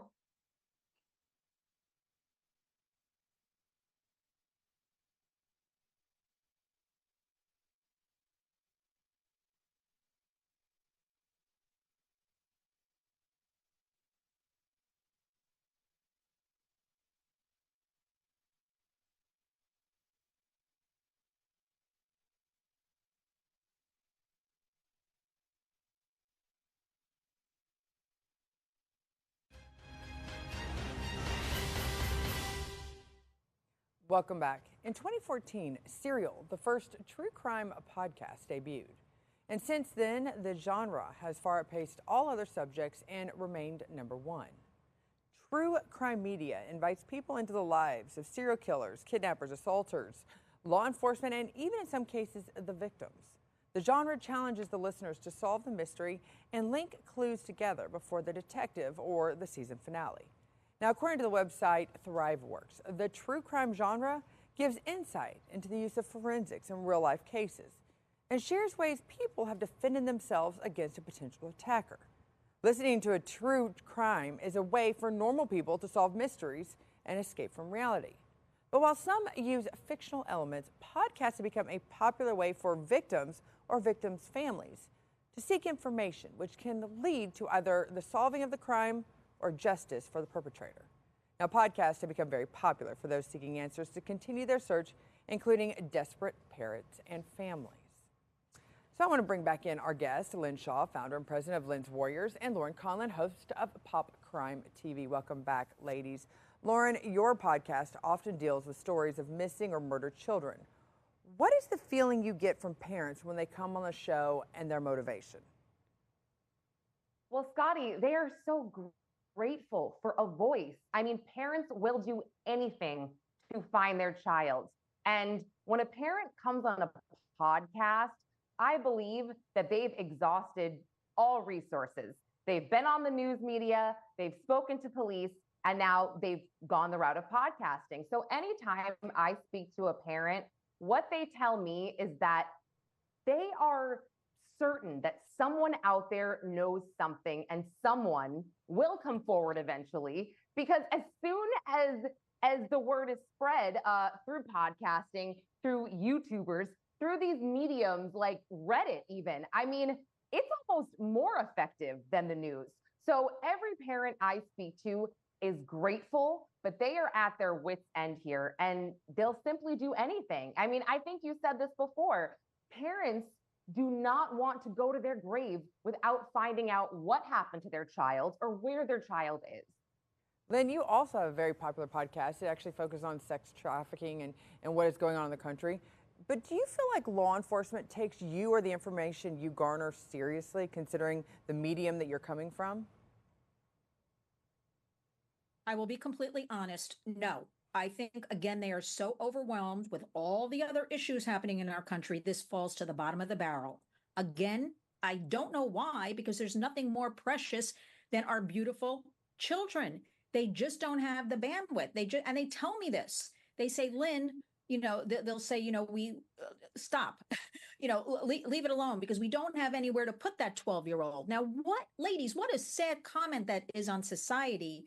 I'm in the middle of New York City, and we have a child, and we don't know what to do with a 12-year-old who's out, we've just gotten out of a dangerous situation. That is unacceptable. So I think as far as taking it seriously, you know what? It's also dark. It's also ugly. I don't think they're focusing on this. I don't think they're concentrating on this. I don't think the care is really there. And I'm sort of not even blaming them. Their hands are sort of tied. Where can they bring all these children? Where can they bring all these people? We don't have facilities. We don't have the mental health. We don't have, the doctors on board to look at them. We have to remember these are abused people for the most part. A lot of issues, again, think of it as a big wheel with like a lot of spokes turning that wheel around. So much is going on. Then again, we work with some great law enforcement across the country. Changes are coming. You're going to see a lot of new initiatives happening in 2025 that I'm so proud of. And you are going to see law enforcement in many different states really stepping up, because they are now saying, forget it, this is unacceptable. Okay, so Lynn, we've talked a lot about what is going on in America, but this is something going on around the world. Do you think one of the reasons do you really believe that America has the worst in child sex trafficking and kidnapping and all of the cases that put America at the top of the list? Do you really believe that's accurate, or is it just because that America has more of a better accounting system to know that those numbers are happening and there's still just as large of a problem happening in other countries? Listen, I think what goes on in America is top of the list. This is what we focus on. We just had the Trafficking in Persons report put out, the 2024 report. It gives different tiers. It's kind of technical to this country, that country. Of course, China's on it, Russia's on it, Belarus. And I'm like, but where's the United States on this report? Of course, it's something offered by our State Department. So we'll leave that alone for a minute. Yes. No, I don't think there's good reporting. Remember, anything we're talking about or telling you about, or these stats we're giving out, I've been told by law enforcement or experts in the field that these could be double or triple these numbers. Nobody really knows. This is so dark. So much of this stuff is so hidden. Nobody really knows anything. This is the best number we have. So I think the United States is at fault because you know what? We say, you know, we're the best in the world and we're going to take care of our people. And what are we doing? We're allowing all this. So, of course, it's a global problem. Right. But you know what? We have to work on what's in our own backyard first to strengthen our country, which is falling apart with this issue of child abuse, sex trafficking, and don't forget labor trafficking. It's a lot going on in the United States with kids working at jobs they should not be working at, and nobody's talking about that. No, absolutely. In these last few minutes, Lauren, I've got to ask you, in your case, because I sort of did the same question to Lynn, do you get frustrated in working with law enforcement as well as the justice system and feel like you're sometimes having to do their job for them? I do feel badly saying so, but yes, I get frustrated all the time. But of course, I understand. Law enforcement, they don't owe me anything. They don't owe you anything. And unfortunately, if your child goes missing, they don't owe the parents anything either because parents are considered suspects until they're not. But look, it just goes back to the fact that all you hear about really is law enforcement. Well, and that's the thing, Lynn, you know, to tag on to what Lauren was saying, a lot of this has to do with the law enforcement and the frustration at it. Real quick, I've got to ask you, how do you feel about how is the impact of the open border having on the child sex trafficking as well as the labor trafficking that you so often speak of? Oh my goodness. It is impacting everything. And if you think it's not affecting you, it is, because we have over 500,000 minors we know about. Now, also, these children are being processed. You know, there was something called the Flores Agreement. The Biden administration just did away with it. Nobody's even talking about this. I can't find one person even mentioning it, which said we will hold an unaccompanied child in a facility and we will vet until we find where they're supposed to go, to that responsible adult, that family member, right? This was undone 20 days, the Flores Agreement. Now they just announced 72 hours. You want the kids in and out. And they're saying, because, you know, in these facilities, children are abused. Well, we know from our work with the border that cars are picking kids up, trucks are picking up 10, 20 kids. Where's the media on this? We don't know. One man picking up 20 kids. Where are they going? We also know when there's follow-up done, they're like, we're too busy. We didn't do any follow-up. We don't know. They're not answering the phone number they gave us. Where are all these children? And they are dispersed into all of the United States. And let me remind you, the cartels are complicit, in my opinion, operating with our U.S. government hand in hand in the biggest human trafficking operation in the world. So what is everybody going to say about that? I think it's time that we start speaking up, speaking out. This is unacceptable. We have NGOs making millions upon millions with their work on the border. They've got black sheets hanging up. You can't ask questions. You can't take pictures. Where are these children going? They're put in, they're put out, and they're ending up. Again, the cartels are working. Are they continuing to put them into forced labor? Because, you know, once you get here now, it's a whole new story with the border. You still have something called debt bondage. You're not free once you get here. You have to continually pay back these cartels. I think these are the issues we should be talking about. And yet there's a lot of silence coming from the people who could actually make a difference. Thank you, Lynn Shaw of Lynn's Warriors and Lauren Conlin of Pop Crime TV for this very important discussion. In 1996, the Amber system began and was named after Amber Hagerman, a 9-year-old little girl who was abducted and murdered in Arlington, Texas. The Amber Alert program has been credited with the safe return of over 1,000 children and has expanded with technology to include text messages, television alerts, and electronic highway signs. This is just one of the latest advancements used by law enforcement to combat the kidnapping and trafficking of minors. However, children who go missing are overwhelmingly runaways, non-custodial parent kidnappings, or even just kids who got briefly lost while walking home. Yet the headlines that continue to occur in Western television involve the kidnapping and murder of minors by those crossing the southern border of the United States illegally. Yet to law enforcement credit, the perpetrators are often caught promptly. The same cannot be said about domestic cases in the U.S., which have not only days but decades have gone by with little movement by law enforcement to find the missing child in question. Sadly, from the moment the abduction happens, with every minute on the clock that goes by, the less of a chance of a happy ending. This is my perspective. Find me on X at Scotty N. Hughes and let me know yours by using the hashtag SNHPerspective. See you next time.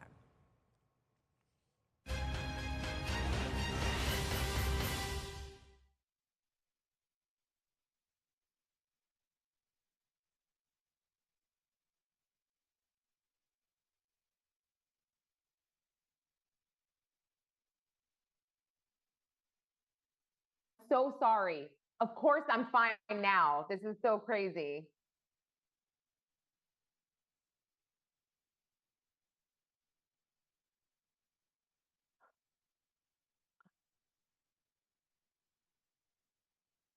We'll have you back on again and do a more special case. I can't hear you. See? Read your text message. Oh, there you go. There it goes. I'm so sorry. I'm so sorry. I don't know what the hell happened. It's my parents' house. The internet's usually fine. Don't stress. It happens all the time. Lynn did a great job covering a lot of the same issues. Thank you, both of you, for calling on. I really appreciate it. Thank you, Lynn. Thank you, Lauren. Okay. Thank you. Bye. Bye.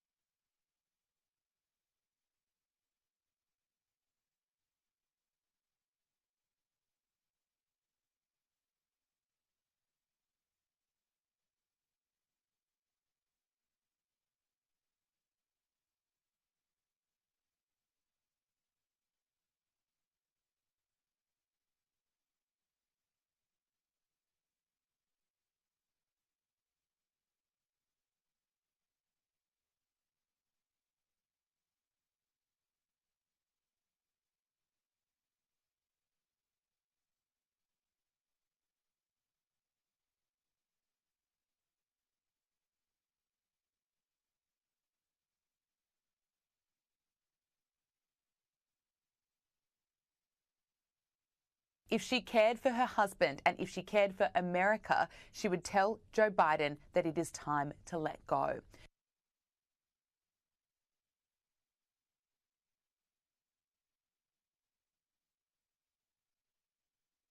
Joe, you did such a great job. You answered every question. You knew all the facts.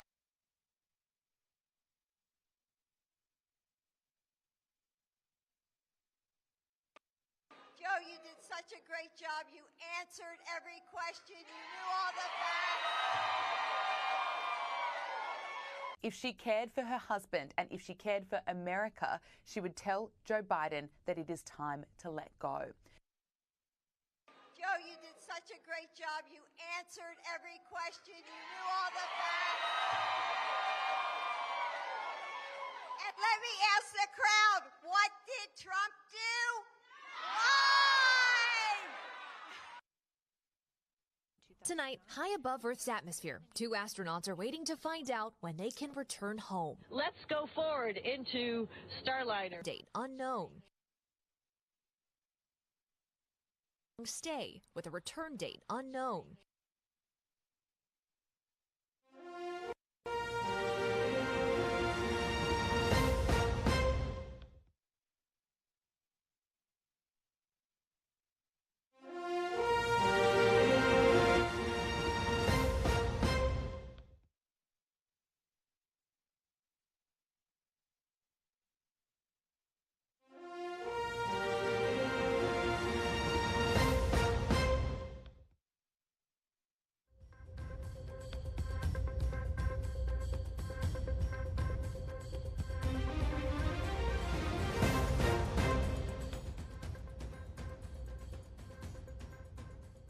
She appeared on the cover of Vogue today, and I don't know how someone could be so tone deaf.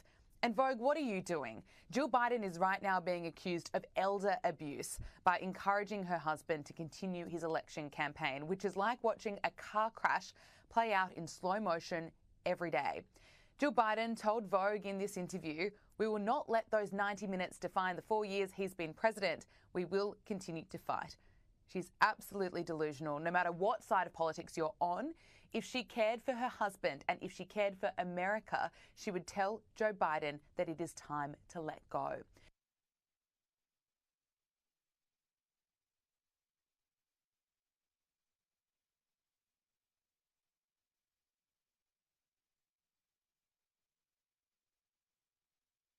Chairs bent, parts of the plane's roof falling down, blood on the back of seats.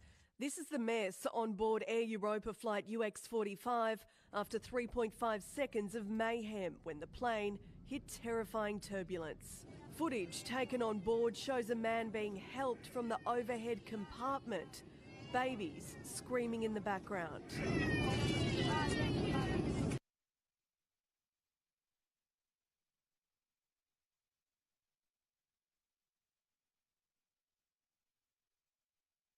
If she cared for her husband and if she cared for America, she would tell Joe Biden that it is time to let go.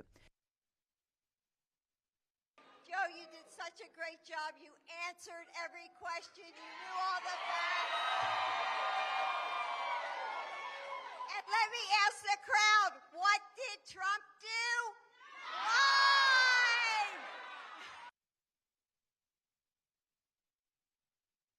Tonight, high above Earth's atmosphere, 2 astronauts are waiting to find out when they can return home. Let's go forward into Starliner. At the time, NASA astronauts Sonny Williams and Butch Wilmore gave this tour of Boeing's Starliner. Docked since June 6th at the International Space Station, they thought they'd only be there for days. Just super happy to be here on the International Space Station. But now, after a series of delays, a planned 10-day mission has become a weeks-long stay with a return date unknown.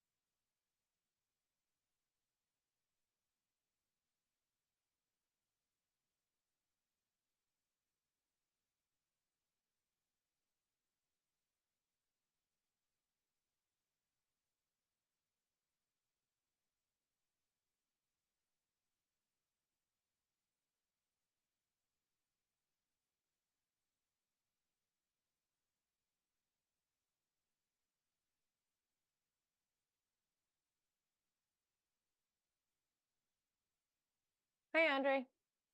Good thing I was ready.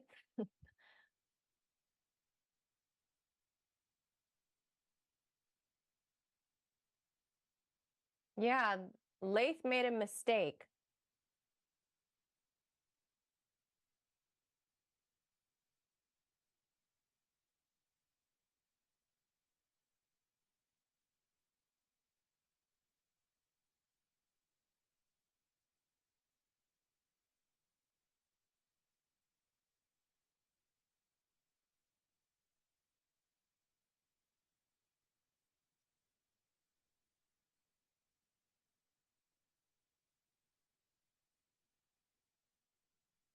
Hi, Jose. Let's count.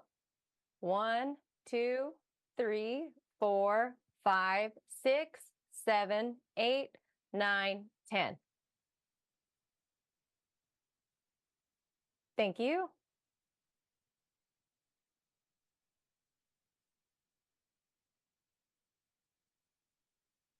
I can hear you fine.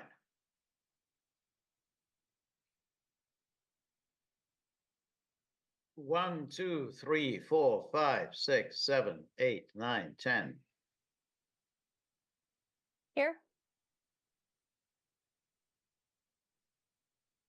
Okay.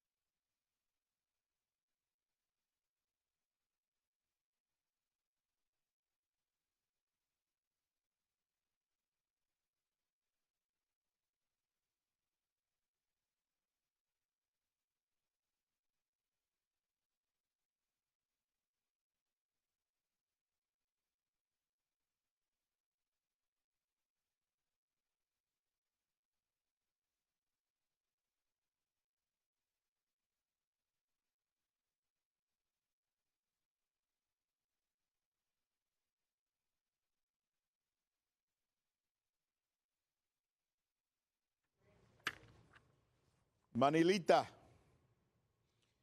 Manilita, que no es no es filipina, coño. No, coño, Sí, no es filipina. Pero cada vez que oigo eso de Manila, Manila, digo, coño, la capital. Mujer. La capital. Mujer de Laos. De Laos, yo sé, de Laos. Donde los americanos hicieron pa.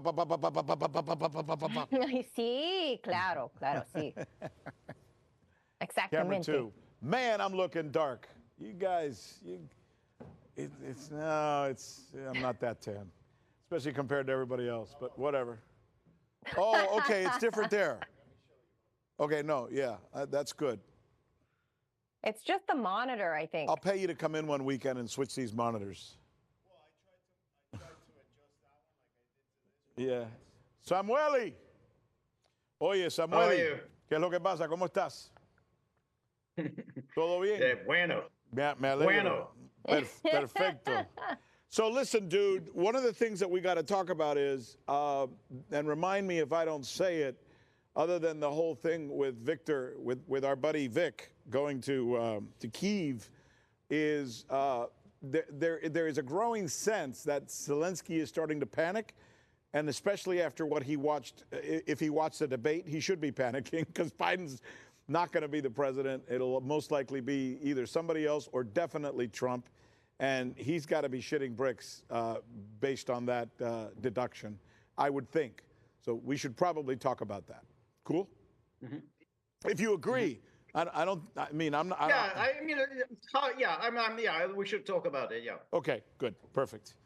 All right, let's do this.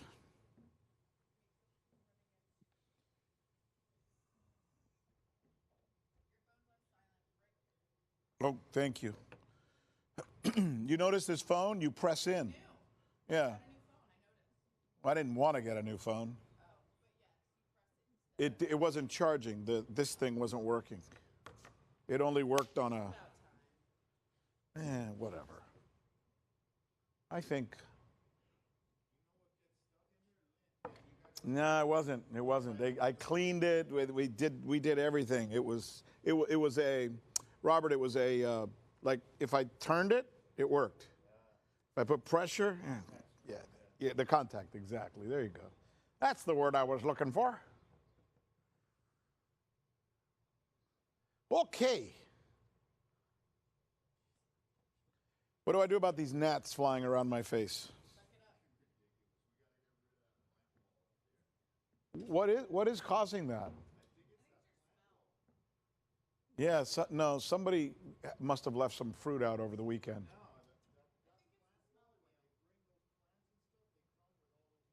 But those plants are plastic. How can they bring in? Oh.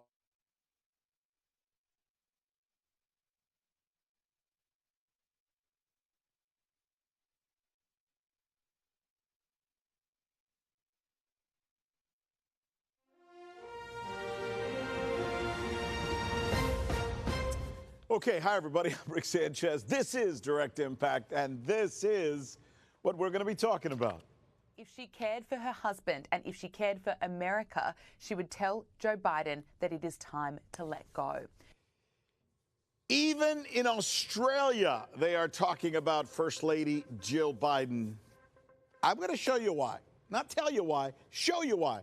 I'm Rick Sanchez. This is Direct Impact. Let's do it.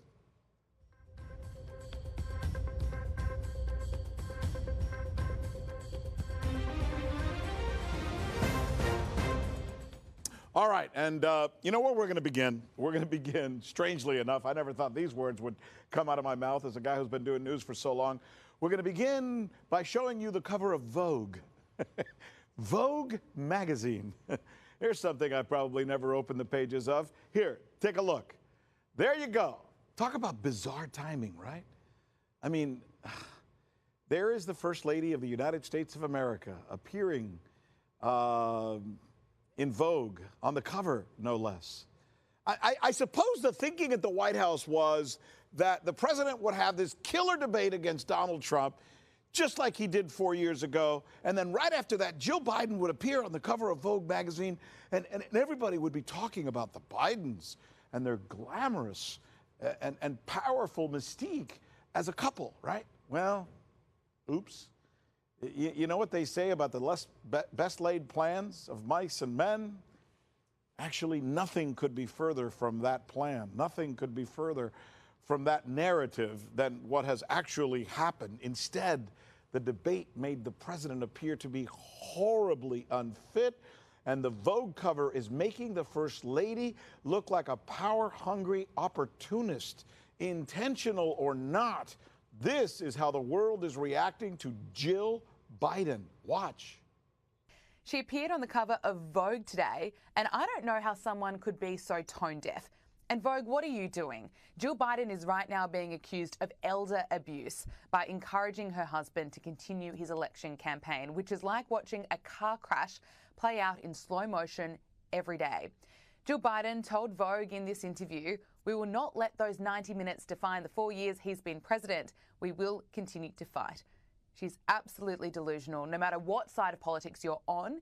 If she cared for her husband and if she cared for America, she would tell Joe Biden that it is time to let go. Wow. So why is that Australian commentator saying that?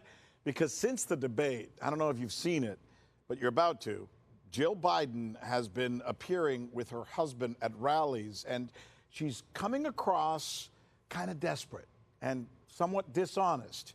It's almost like she's trying too hard to convince people that her husband is as fit as a fiddle and as sharp as a tack, when everybody knows that's just not true, Jill. This is something slightly Shakespearean at play here, and if there's one act of desperation that stands out in this tragedy, it's this one. Watch. Joe, you did such a great job. You answered every question. You knew all the facts. And let me ask the crowd, what did Trump do?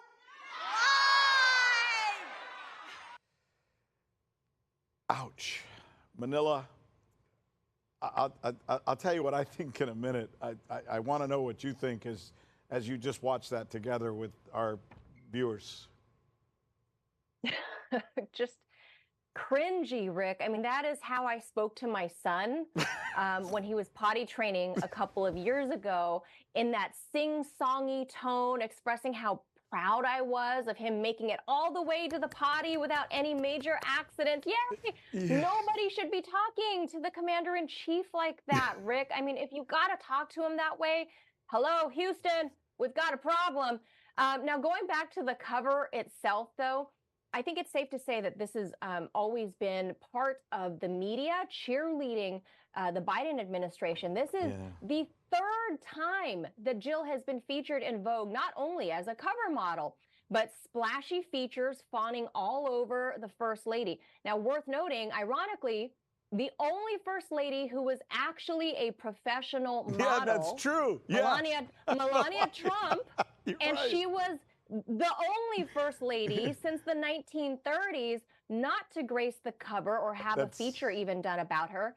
But Rick, the editor, Anna Wintour, notoriously objected to the idea of having Melania Trump in her magazine because Wintour is a known anti-Trumper. Every First Lady has graced the pages, if not the cover of Vogue, going as far back as Eleanor Roosevelt. We got Jackie O in there, Nancy Reagan, Hillary Clinton, Pat Nixon, Laura Bush. I mean, you name it. But in recent years, especially in the case of Michelle Obama, the magazine has served to influence many female voters. Biden has been shedding support among the middle-class mom demo. So that's exactly who buys this magazine. So this is an old play from the playbook, using the First Lady to boost the husband's numbers. Of course, in this instance, the release of Vogue coming on the heels of Joe's disastrous performance at the debate, it comes off cheap, bad timing. But make no mistake, Rick, the whole point of using Jill is to give Biden a bump ahead of these elections.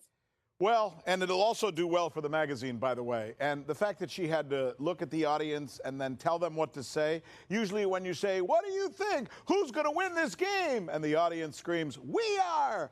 But she actually said, "What did Trump do?" And then she told them he lied. She didn't wait for them to respond.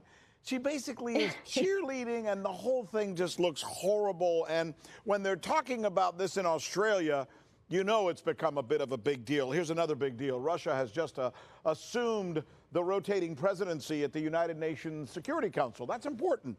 One of the first things they did was send a stern warning to Israel. Why? Israel is apparently preparing to send weapons to Ukraine to use against Russia, and they're not just any weapons. 8 different U.S.-made Patriot defense systems. From a geopolitical point of view, I believe this seems both foolhardy and provocative on the part of Israel to do something like this, especially considering their expanding conflict right now with Hezbollah. Now, take a look at this headline. I want to put this up for you so you can see this. There it is. It says, U.S. officials concerned Israeli offensive on Hezbollah could drag in Russia. Talk about poking the sleeping bear, right, Manila? I mean, think about this. Russia has been rather temperate regarding Israel's massacre in Gaza. They haven't been like South Africa or other countries. So why would Israel provoke Russia, knowing that Russia has ties to Iran, which has ties to Hezbollah? And is the U.S. really concerned about this, or are they in on this game as well? It seems crazy to me. Your comment. And I think Israel and Russia, right? Go. Sorry, we had lost your mic there for just a minute. Start over, please. So I would say this is, at the very least, a sticky situation between Israel and Russia, because it's well established that the two countries have fairly warm ties, and this latest move could really put a chill on that relationship. Vladimir Putin has been relatively soft on his criticisms of Netanyahu's actions in Gaza until recently. Netanyahu himself began showing overt support for Ukraine in this conflict with Russia. So now, with this talk of giving Ukraine its stock of like 8 or 9 retired Patriot batteries, this is going to exacerbate these increasingly strained relations, Rick. So worth pointing out also, the Patriot air defense systems that Israel is considering to give to Ukraine are old ones from the 90s and the early 2000s. Yeah, but who cares? Which Israel... Well, but Israeli defense experts say that they were worthless in taking down Iraqi Scuds back in 1991. But since the Ukrainians are pleading for them, Israel's, got some laying around. It would appear the U.S. side did some finagling to make this deal happen. I don't care if they're giving them pea shooters. It's not the weapons. It's the fact that you're getting involved in a war so that whatever you're sending will be used to attack Russia. And the message that that's sending to Russia is the real story here, that it's just... The principle. It's geopolitically stupid, it seems to me. I don't know. I'm not the ambassador from Israel. Here's another big story. You ready for this one? You're not going to believe this. Boeing can't stay out of the headlines, and they can't seem to do anything that doesn't attract negative attention. I mean, let me take you through this litany. Ready? Even their private space business is now a problem for them. Watch this report. Tonight, high above Earth's atmosphere, 2 astronauts are waiting to find out when they can return home. Let's go forward into Starliner. At the time, NASA astronauts Sonny Williams and Butch Wilmore gave this tour of Boeing's Starliner. Docked since June 6th at the International Space Station, they thought they'd only be there for days. Just super happy to be here on the International Space Station. But now, after a series of delays, a planned 10-day mission has become a weeks-long stay, with a return date unknown. Yeah, stuck in space for some time. At some point, I guess they're going to be told, all right, don't worry, we're going to be able to get you down. Wait, as they say in some of these game shows on television, wait, there's more. Now this, last night, you ready for this? A plane started nosediving in mid-flight amid what's described as a horrible turbulence. Here's that report. Chairs bent, parts of the plane's roof falling down, blood on the back of seats. This is the mess on board Air Europa flight UX45 after 3.5 seconds of mayhem when the plane hit terrifying turbulence. Footage taken on board shows a man being helped from the overhead compartment. Babies screaming in the background. Hold on, I'm still not done. Wait, there's more. Boeing, it was just announced, is now on the verge of signing a plea deal with the U.S. government, the Justice Department, that allows it, or will allow it, if they sign this thing, to waive a trial and instead pay a fine and probation for the 737 MAX plane crashes that killed almost 350 people. And we've taken you through that story many times in the past. Manila, I guess the only thing I can say to you at this point is, you thought you were having a bad week? Try being Boeing. What? I got to tell you, Rick, Boeing's reputation is, I would say, irreparably harmed by this nonstop bad news of their own making. Yeah. This was their own fault. Hubris and greed became paramount, so quality has kind of taken a backseat. Public confidence in the brand, especially when those flying commercial, like we just saw, has taken more of a nosedive than what we just saw in that video. Thankfully, that latest scare, didn't have deadly results. But remember that Boeing jet, the Alaska flight back in January, where the door ripped right off mid-flight. Now you add in their Starliner troubles. I mean, Rick, I don't know if AAA is in space yet, so I don't know who they're going to call for a tow up there. But if you ask me, what I would tell the suits at Boeing is maybe you ought to focus on the bread and butter of your company first. And that is making the commercial jets that are airworthy before you look up to the cosmos. Because if you can't make a jet that can stay up at 36,000 feet, then you shouldn't be diverting limited resources and focus on trying to keep up with the likes of SpaceX, because you ain't doing it. They have people's lives in their hands, Rick. That's a good point, and well said. And by the way, speaking of looking up, how did that guy end up in the luggage compartment? I'm still trying to figure it. We found the guy up there, and I'm thinking, how did he get there? I don't know. I just don't know. But I'll tell you what, it's a hell of a story anyway. Manila, fantastic. Oh, yeah. Great. Thank you for the conversation. By the way, there's something else that we're going to be telling you about when we come back. Hungarian Prime Minister Viktor Orban is in Ukraine, and he's meeting with Volodymyr Zelensky about a ceasefire. Talk about big news, right? George Samueli is in Budapest. He has a keen understanding of Orban and all that he's about, which is why I'm very much looking forward to speaking with this young man you see right there before you. Do not go away. We will be right back.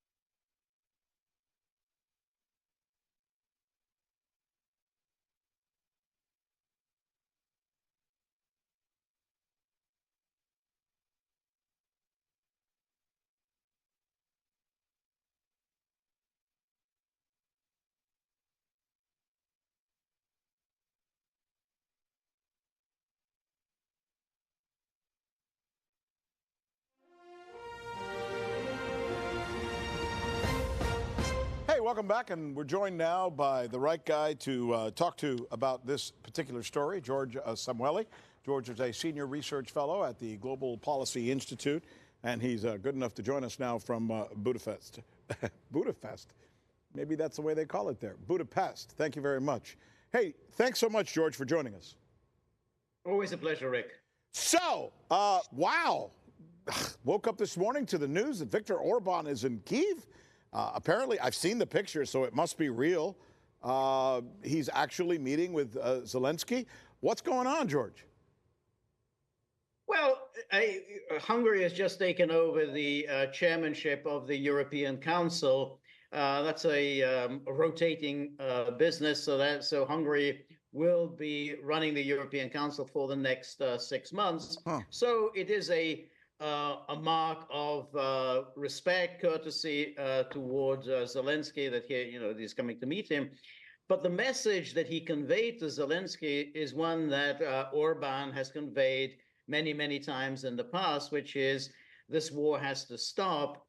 And the sequence of events is not, well, let's send some more arms, let's send some more artillery shells, let's keep destroying a little bit more in order to get Russia to the negotiating table. He said, no, the sequence should be, let's have a ceasefire immediately, and then we can start negotiations. That, of course, is not Ukraine's position. It's not NATO's position. It's not the EU position. It's not the UK position, not the Biden administration's position. So I don't think it's going to get very far. But there is also a sore point between Hungary and Ukraine, which is that there are 150,000 ethnic Hungarians who live in Ukraine. And Hungary has been very unhappy for quite a long time about the treatment of these Hungarians. So, every time there's any meeting with Zelensky, the issue of these Hungarians is brought up, and Zelensky doesn't really give a very satisfactory account of the way these Hungarians are being treated.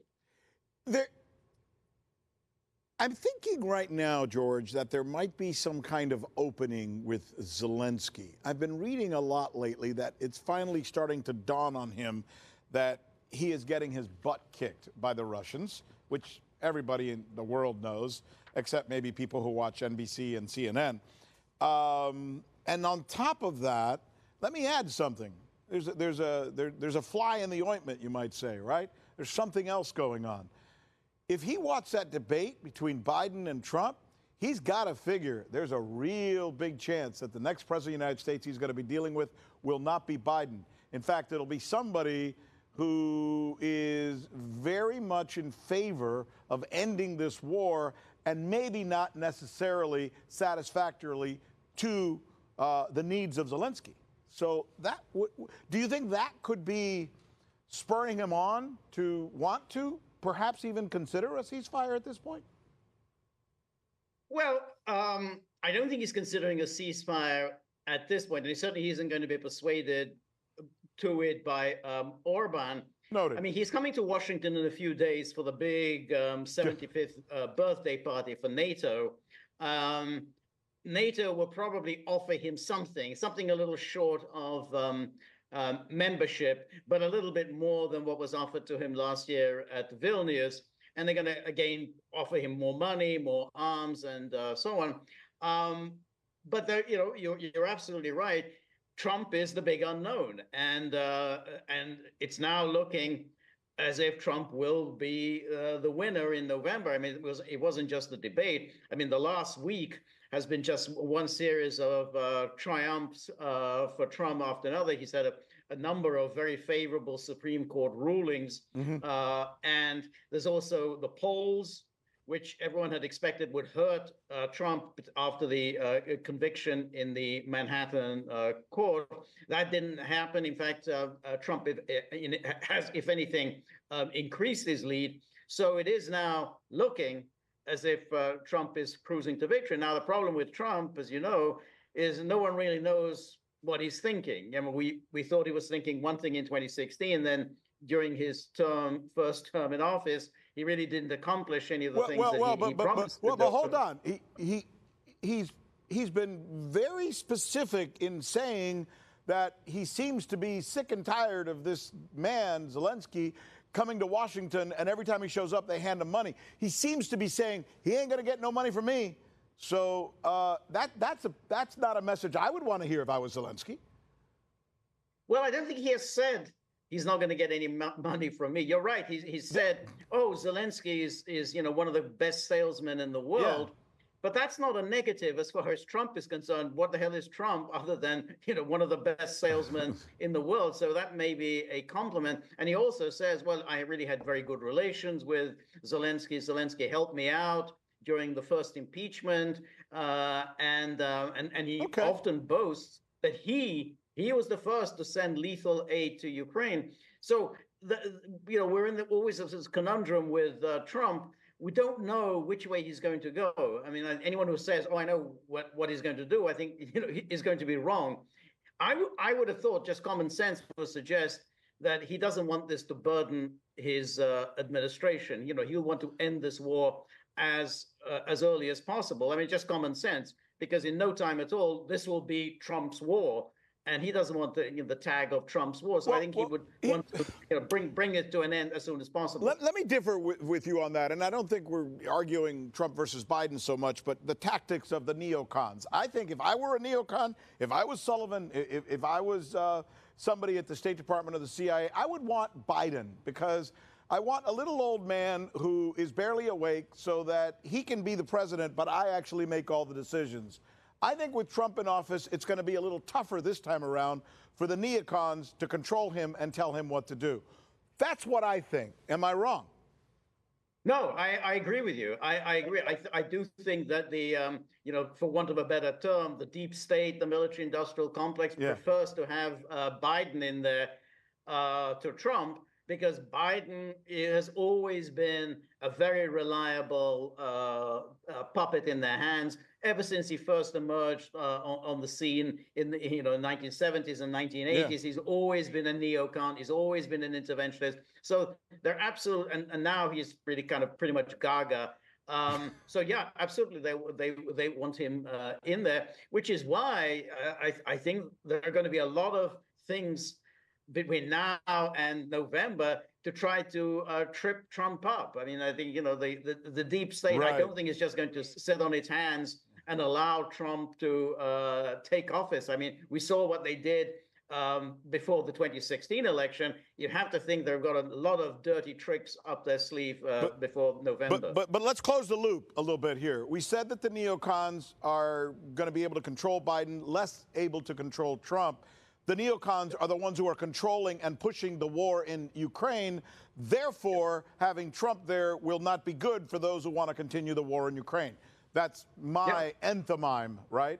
Doesn't that make sense? I absolutely agree with you. Yeah, I absolutely agree. I don't think the neocons want Trump in there at all. And I think they know Biden is very reliable from their point of view. They know Biden will continue with this war. Trump is just something that is just an unknown and unlikely to be easily controlled, because I think this time around he will put together a much better team than he did during his first term. I think a team that is much more into America first, no more stupid wars, no more interventionism, no more regime change wars. I think those kinds of people will be around Trump in this time around. It won't be like what he did last time, bringing in a whole lot of people who were basically just neocons. Yeah, you mean, so it sounds like Pompeo and Bolton need not apply. Thank you very much. I don't think so. So one final thing. Does Zelensky see this thing that you and I just went through, this drill down that you and I just did? Don't you think Zelensky's done that drill down in his mind as well, which gets us to the original conversation you and I started with? I think so. And the thing to look out for is this Brazil-China peace initiative. I think that's supposed to take place sometime before the G20 meeting. I don't think Zelensky wants to piss off China. I don't think he wants to piss off Brazil. Yeah. So if Brazil and China say, well, let's hold a peace conference to which we invite both Russia and Ukraine, Ukraine will have to show up. Ukraine cannot just simply say, "Well, we're not going to sit at the same table as Russia." I think Ukraine has to show up, and that will be very interesting because then this will be the first time that Russia and Ukraine will be at the same table. And again, Russia also wants to maintain good relations with China and be respectful. So that I think is the one to look out for. See if whether that's going to lead to some form of negotiations.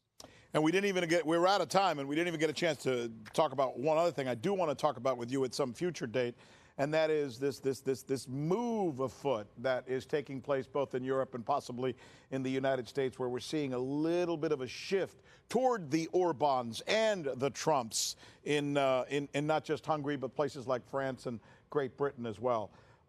George, always a pleasure to speak with you, my friend. Thanks so much. You're a delight. Thank you. Always a pleasure, Rick. And that's our show. Remember always to be looking outside of your own box. That's what we think. I mean, we think truths don't live in boxes, which is why we do the shows we do, and we do them in the way that we do. I'm Rick Sanchez. By golly, we'll be looking for you next time right here.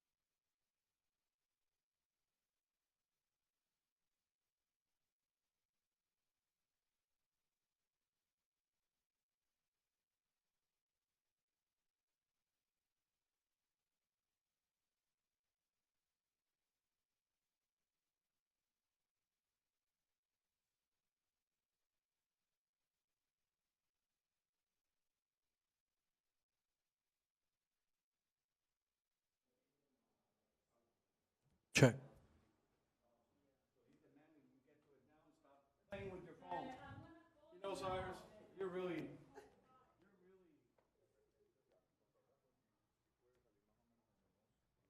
Check.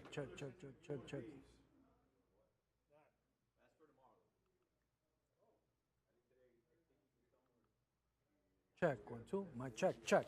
1, 2, 3, 4, 5, 6, 7, 8, 9, 10. Check.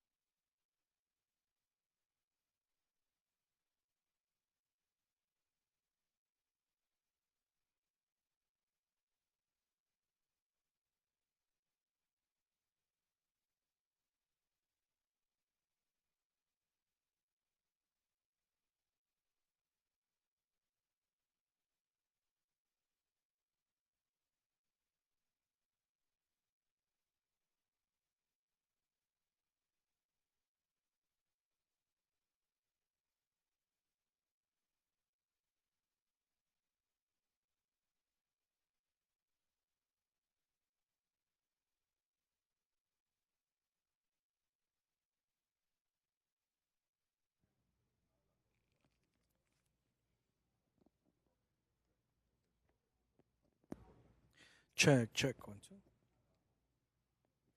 2. Check, 1, 2. My check. 1, 2, 3, 4, 5, 6, 7, 8, 9.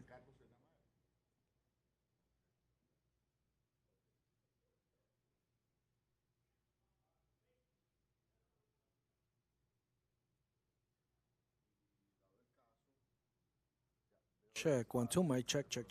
1, 2, 3, 4, 5, 6, 7,